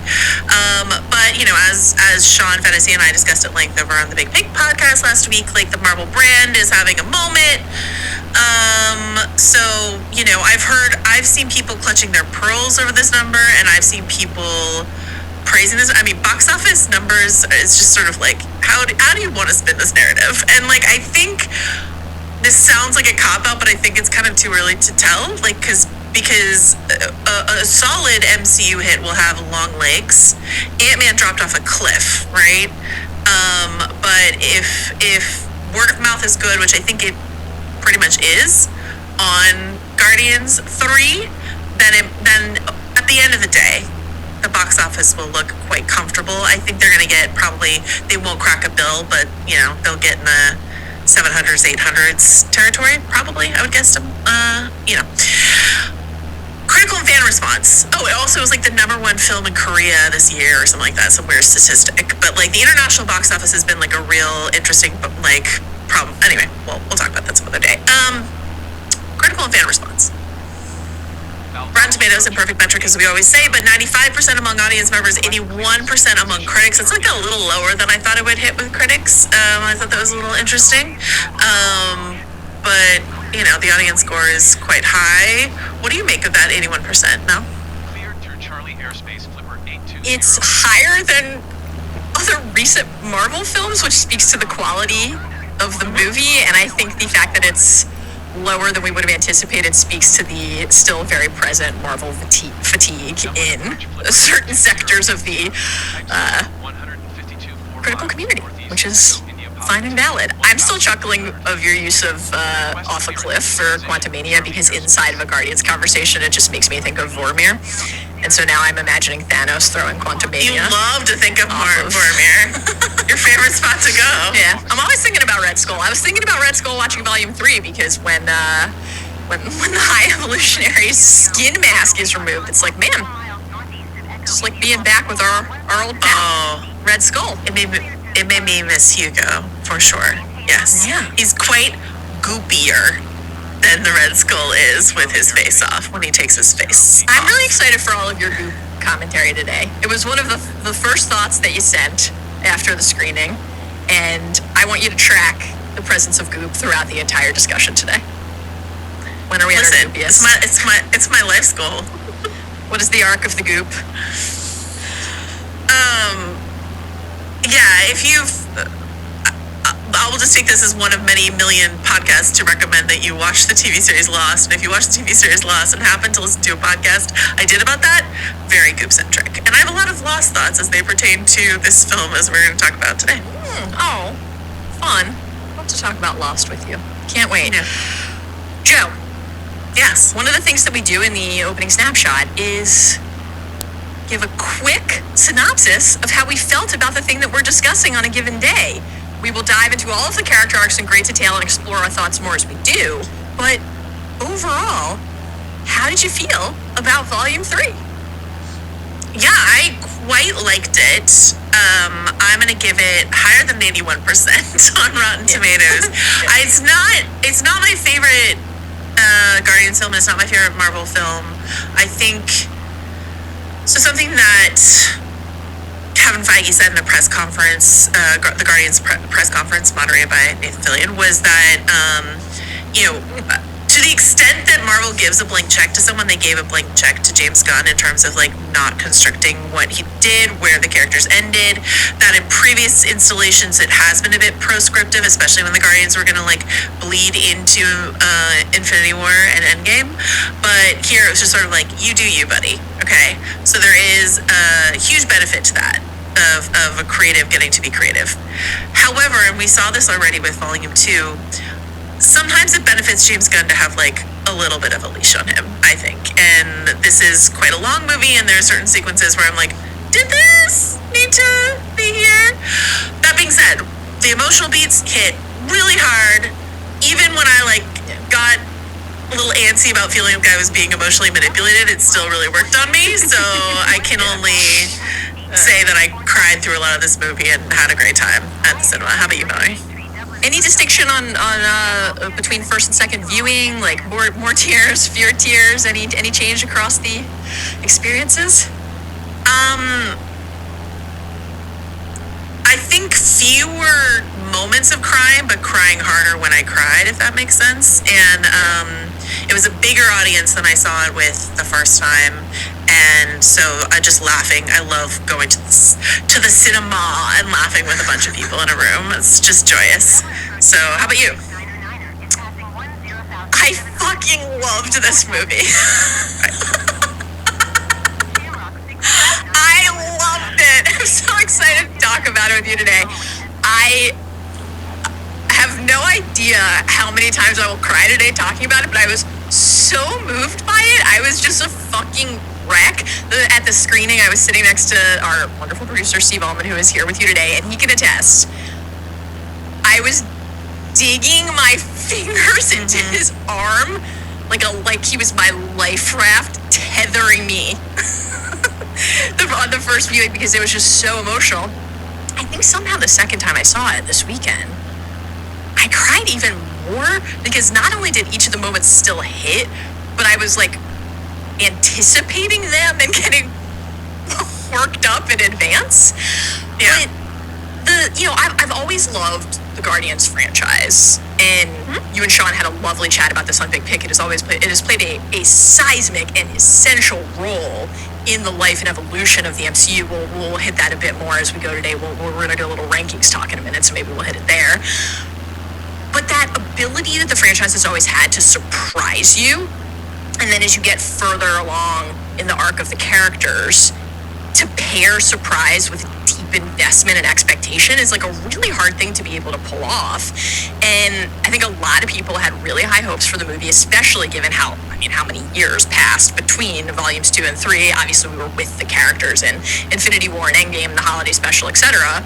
But it's been a minute, and for it to land, especially in a moment where a lot of MCU properties have disappointed lately, was like a huge joy in that more macro sense. And then in terms of the specific volume 3 of it all and the Guardians franchise, like I just think that vintage Gunn and Guardians blend of the heart, humor, the horror, right? Like the action-packed sequences, the fresh and inventive and like utterly creative landscape of the movies, and then that earnestness, like it is so unapologetically earnest, which I think is kind of rare in general, but really difficult to pull off in juxtaposition and like in adjacency to those other elements. And it just is like that brew that works so well. I mean, everything with Rocket and the flashbacks in this movie was just so heart-wrenching.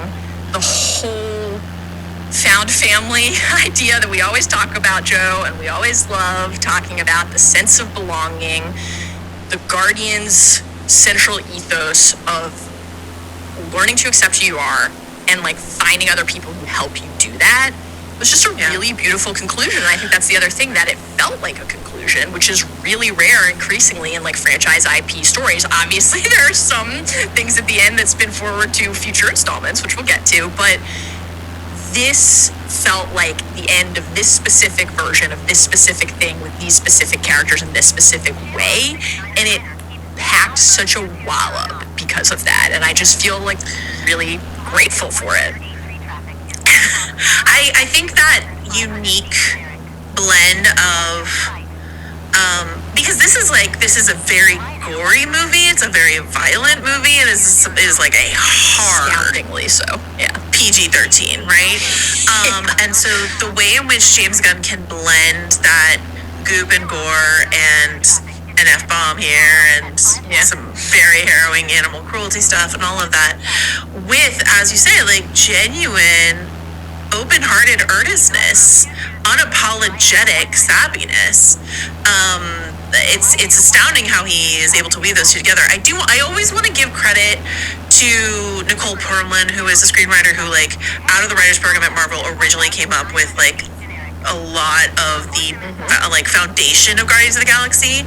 I want to give James Gunn plenty of credit, and we're going to throughout this whole conversation, but I do not want to let Nicole's contribution be forgotten, because it is sort of like the foundation that James built off of. But I think that especially, something that Sean and I talked about on the Big Pick is the fact that they let James write the dialogue for the Guardians in Infinity War and Endgame, because he has their flavor better than any other writer in the MCU stable. However, and we'll get to some specific instances, there are some character choices that he didn't agree with that he's been talking about. And so what that did is, watching this movie threw into sharp relief for me what he can do with these characters. Like a character like Star-Lord, again, we'll talk about some more specifics, but a character like Star-Lord, who I was like kind of out on after some, a lot of the like macho posturing in Infinity War and Endgame, etc., etc., I was like all the way back in on it. I was like, oh yeah, like he is able to give us this archetype that usually I don't really like in a way that I really emotionally connect to. And it helped me appreciate how fine-tuned his sense of these characters are. And to that larger point that you make about like, what a bunch of a-holes, right? Like taking these a-holes and giving them that emotional or heroic core that helps me really connect with them, Yeah, absolutely. And I think like such a key part to when the movies hum is the balance of how the characters are deployed, which like hasn't always been executed as expertly, but I thought was really the right calibration inside of this film. So like to your Peter point, you're getting the moments with that character that you need, but they're not coming at the expense of the time you need to be able to further enhance your appreciation of, say, Nebula's arc, et cetera, on and on the examples go. And then you put all of those characters inside of the visual palette of the Guardians universe,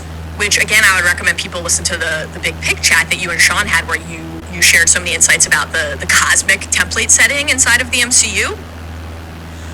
But, like, this movie is coming on the heels of Quantumania. And we spent a lot of time, as did many other people, talking about how, even though there were parts of that movie that, like, looked cool and neat, there was just something that didn't feel like it fully clicked or was fully, like, rendered, not literally in terms of the effects, but in terms of what universe they were trying to convey, right? And so Guardians, just, like, I mean, it, like, posterizes Quantumania in that respect, right? You're just, like, when you see them in their, like, little Skittles bag, yes, space suits, moving toward this orgosphere, there's a version of that looks absurd, but I was just transported. And when these movies work at their best, that's what they do. They transport you. And then there are going to be the musical cues and the use of diegetic sound. Obviously, the awesome mixes have always been central to the emotional beats of the Guardians films, and like it's all just working together in harmony, and it's all inside of this like really personal quest in this movie, right, where the conflict with the villain is about protecting and saving their friend Rocket. No shade at trying to save the world, that's important too. Right? But the zooming in and zooming out, you have to have it.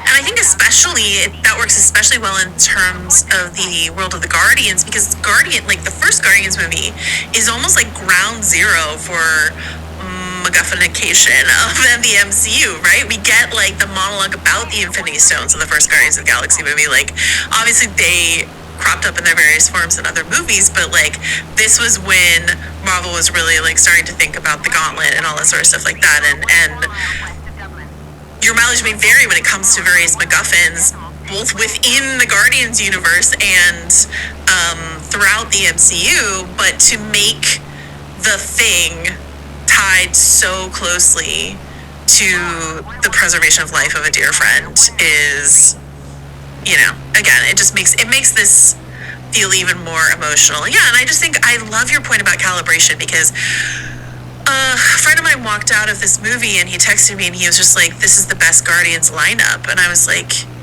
yeah, like it absolutely is. And especially like where Gamora winds up on sort of the outside coming back in, that helps balance it in a way where it sort of decentralizes a love story and then makes it just even more a family story, which is nothing wrong with a love story. You and I love a love story, but like it makes it just more about the family, to quote Vin Diesel, our Lord and Savior Vin Diesel. So yeah. It is Fast X season, Mm-hmm. Also, we're centering the purest and truest love story that you can have, which is Kraglin and Cosmo. So there's that.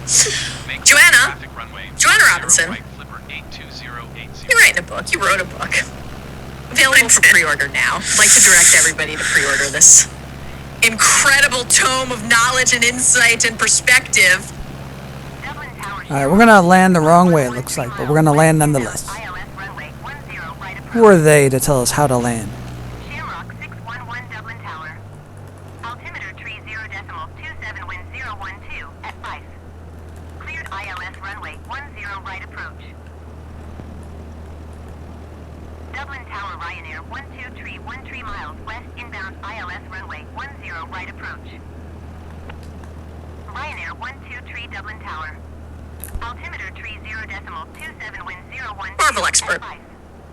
ILS runway 10 Sage guide in the IP era. Sure. So I have a simple question for you. What does this mean?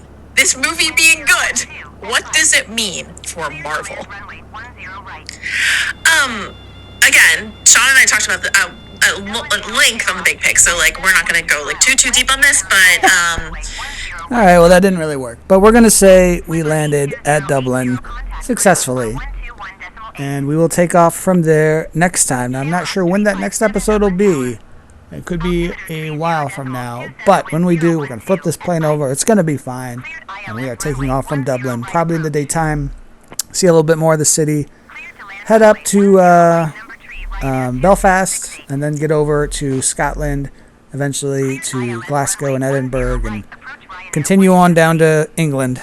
But that will be next time on Microsoft Flight Simulator 2020 World Tour.